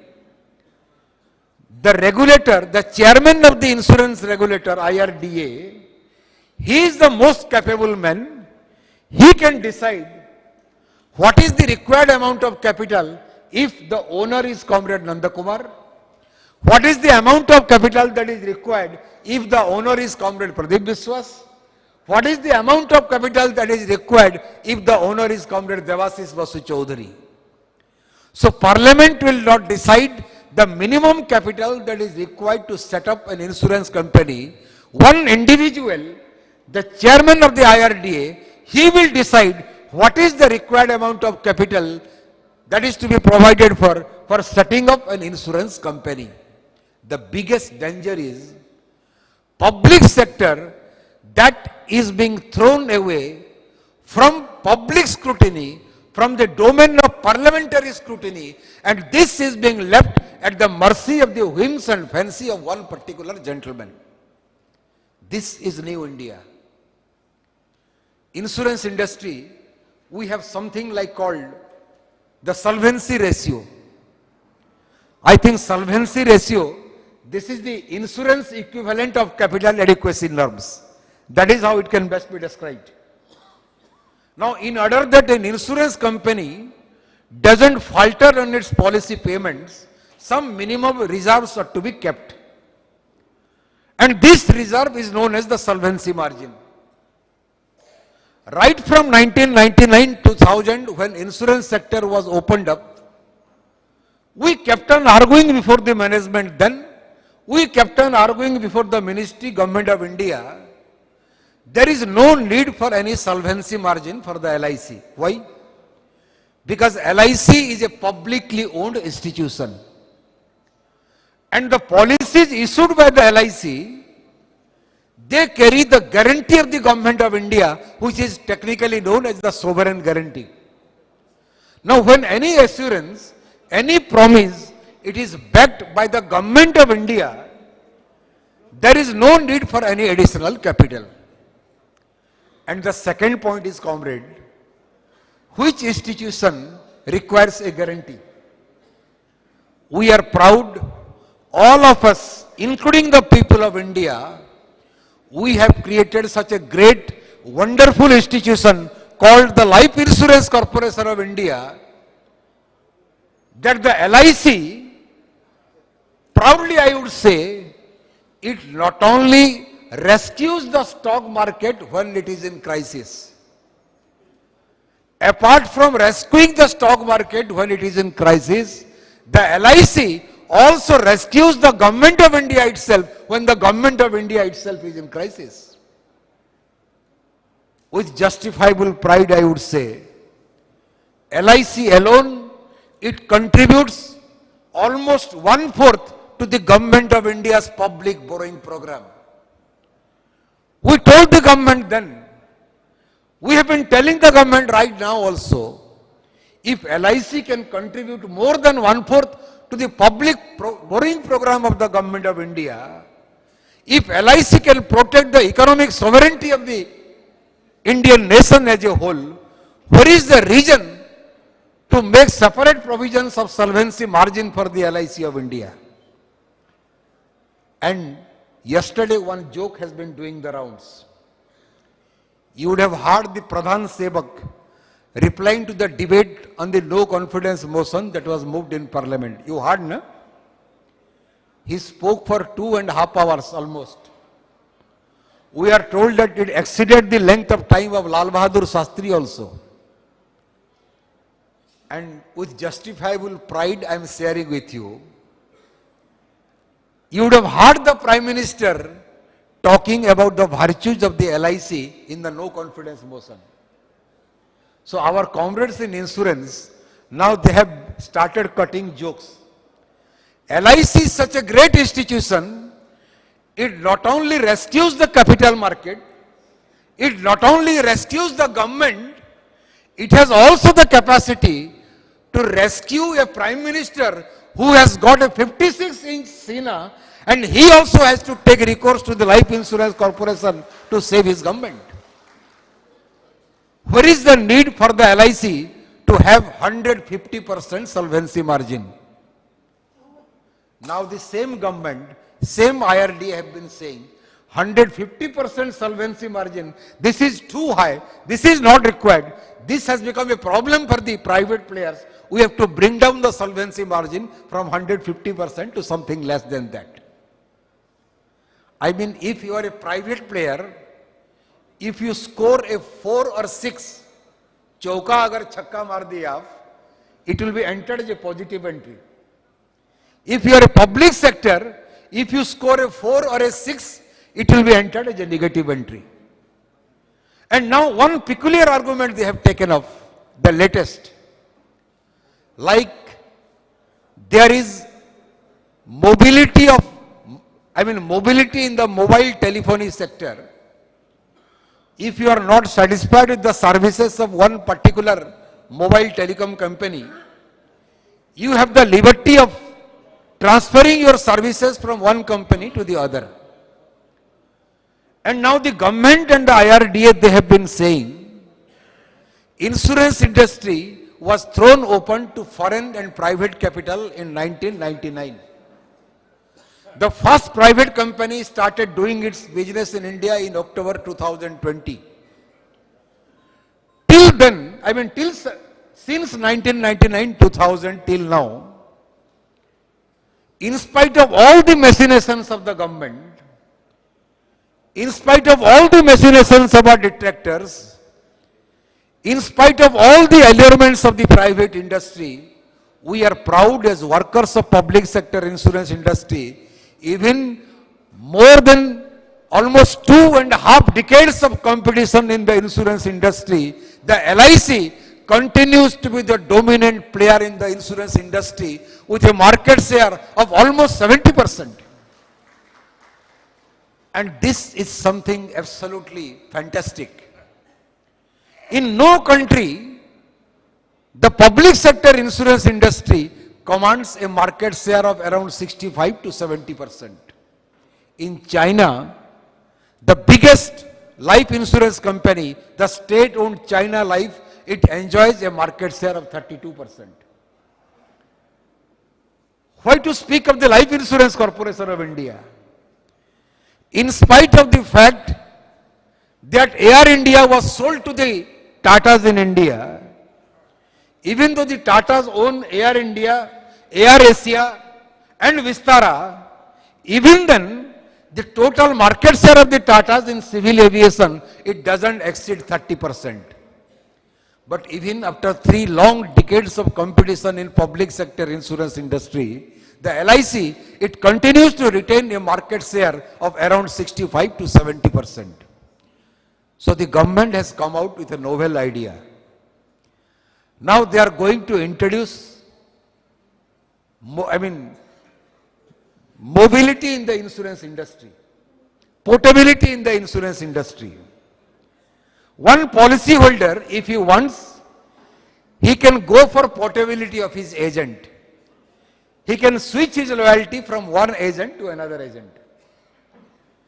If one policy holder is supposedly unhappy with one particular insurance company, he can go for portability of his policy itself.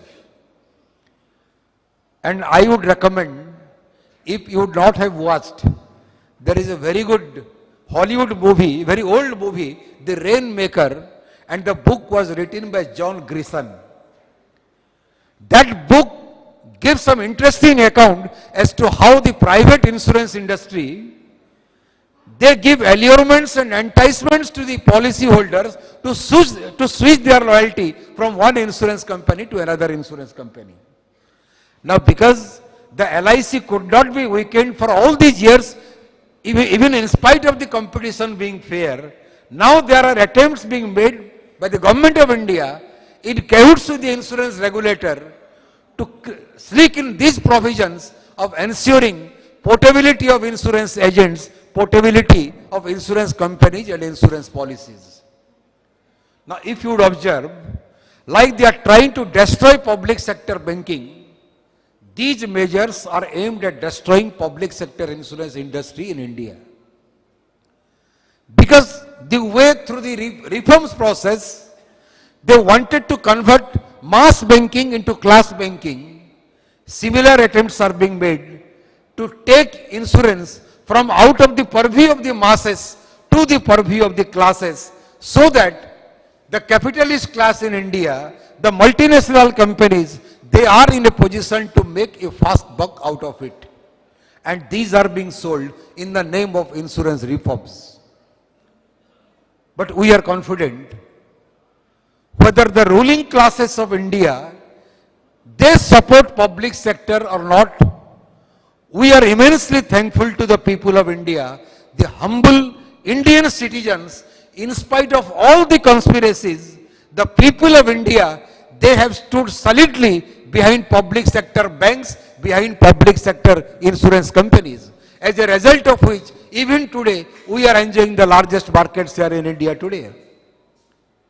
But comrades, now attempts are being made to divide the unity of the people, to divide, to create divisions among the ranks of those very people who have stood solidly behind our own public sector institutions.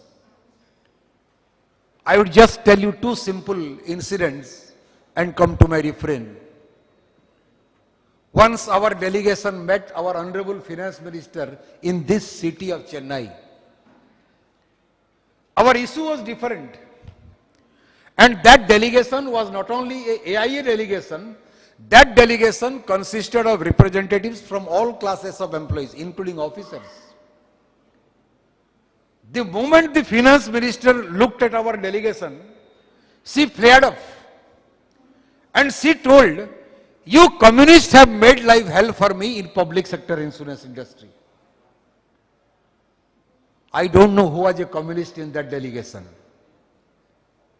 I don't know how many communists are sitting in this delegation today.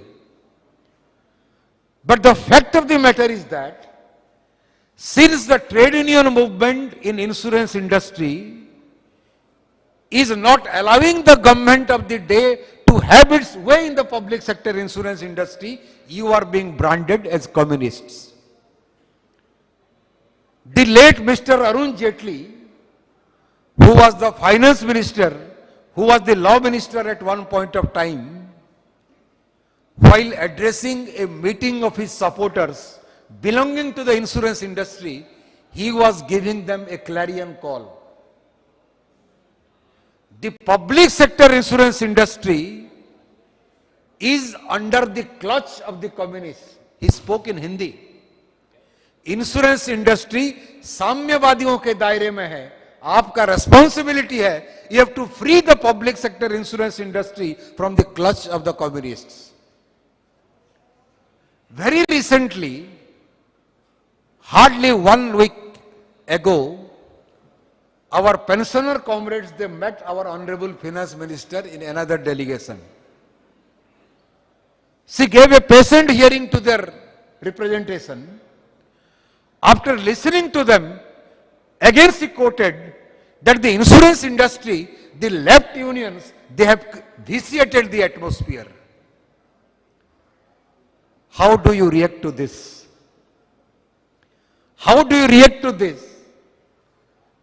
That the big worthies of the government, they brand you as communists, they call you names for the simple reason that because of your struggle, because of your united movement, because of your united resistance, you have not allowed them till now to destroy your own institutions, so you are being called names, you are being branded as something else. Oftentimes we would say, given a chance, we would tell our Honorable Finance Minister, by invoking the name of that Brazilian Archbishop, Joseph Helder Camara, he made a profound statement. He told long back, when I give food to the poor, they call me a saint. When I give food to the poor, they call me a saint. When I ask a question, why the poor don't have enough food to eat, they call me a communist. So we are proud. We are inheritors. We are the torch bearers of the great legacy of our freedom movement. Our freedom movement, which was essentially our fight against British colonial economic policy, we know we fought the colonial forces, we fought for self-reliance, we worked towards the establishment of the public sector. Our struggle, our journey, this keeps going.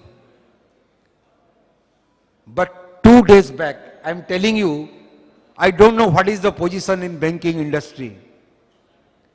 LIC management has written to all the zones and divisions. They have been instructed by the Ministry of Finance, Department of Financial Services, to observe 14th of August as Partisan Horrors Remembrance Day. I mean, the government of India, they want you to remember 14th of August as Partisan Horrors Remembrance Day. Is it really a fact that the government of the day, the ruling party of the day, they really want you to remember the horrors of partition so that there is no further division in the country? Is the intention really that pious? We doubt, because for more than 3 months, the state of Manipur is in flames. A minor dispute between two communities, it has deteriorated into a conflict between the Hindus and the Christians. The communal situation has been allowed to degenerate into such an extent that there is a tremendous sense of loss of trust and goodwill. People belonging to two communities, they are not seeing eye to eye. Hardly 40 minutes away from the national capital, the state of Haryana, that also is in flames. Openly calls are being given to portray as if people belonging to one particular community, the Muslims, as if they were the root cause of all the problems. How can a chief minister say that tomato prices have increased because of tomato jihad of the minorities? And when this is the position, probably as a society, we have sold our conscience to somebody, because of which when our sisters, they are made, they are stripped, they are paraded naked, and they are molested in full public view, we as a society, when we are prepared to worship women as goddesses, we are not prepared to treat women as human beings. What is it that has brought us into this situation? What is Hindu? What is Islam? What is Indian? What is non-Indian? Oftentimes I am reminded of that beautiful song you must have heard. That famous movie Nasib of Amitabh Bachchan.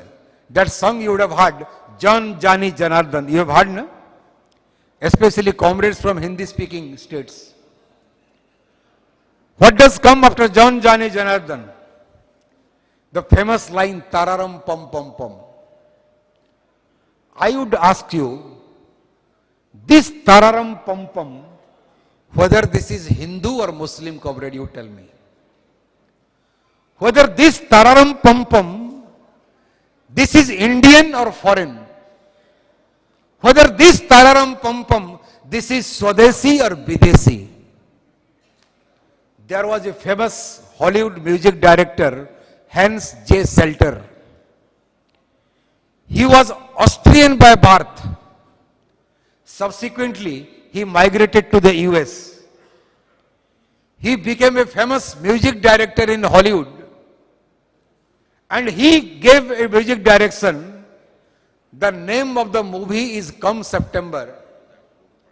And it is for the first time in 1962 that this concept of Tararam Pampam was introduced into music by Hans J. Selter. And we think there is no song in any language in India you take where this Tararam Pampam has not been introduced.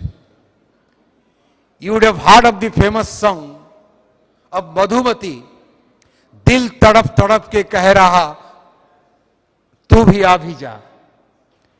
The famous music directed by, Salil Chaudhary. And this tuning of Dil Tadap Tadap ke keh raha hai, this has been imported by Hollywood, and there is a famous Hollywood song, Come My Love, Meet Me Someday. If the Indian tune, it can inspire love, it can inspire fellow feeling. In the United States of America, why should we quarrel over whether it is Hindu or Muslim, it is Swadeshi or Bidesi? Unfortunately, at a time when our society is being divided, when our economy is being destroyed, when our institutions are being destroyed, when our values are being undermined, at that precise moment, the unity of the working people, that is being tried to be destroyed and damaged. So I would request with all humility, organizations like the Bank Employees Federation of India, organizations like the All India Insurance Employees Association, oftentimes we are told by our senior comrades, Comrade Sundaram, Comrade Saroj Chaudhary, Comrade Sunil Maitra, all these comrades, that BFI and AIA, these are two sides of the same coin. When bank employees are hot, it pains insurance employees. And when insurance industry is affected, it hurts our bank comrades in BFI. We are partners in struggle. Let us join hands. Let us march ahead with conviction, with courage of conviction, so that the unity of the people, which has essentially been the fulcrum of India's development over the last decades and decades of our existence, this unity is not destroyed. I am confident we shall continue to work individually as well as jointly to protect the unity and integrity of India with this firm hope and belief. Once again, I convey my revolutionary greetings to all of you and come to my reference. Thank you, comrades. Inqilab Zindabad.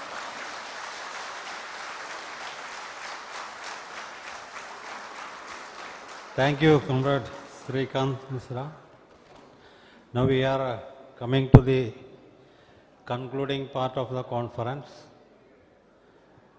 Before going for vote of thanks, I request the reception committee to honor Comrade Srikanth Misra. Comrade Devika will hand over a book .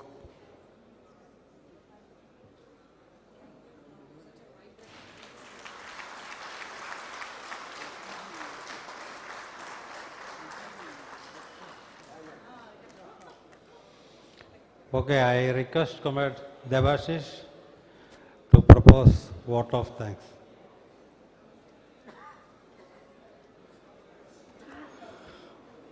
Well, Comrade President and comrades, before I extend formally the vote of thanks, after this only we will go for lunch. And it's a request to all of you to try so that we can resume our delegate session at 2:45. That will not be a very easy task, but seeing all these, we shall try to utilize as many time as possible in our delegate session. Now, first of all, I would like to extend thanks to all of you.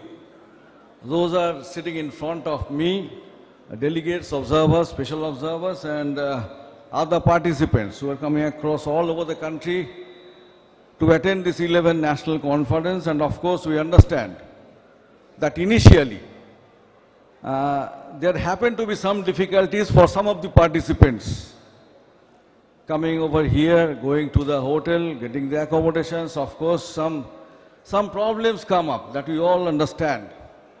And the reception committee also, they are trying level best with all their resources. You know that even in the dead of the night, till 1:30 in the night, all our office bearers, including senior office bearers, they are also concerned to get the accommodations for the delegates and observers, and secretary of the reception committee also rushed to the hotel.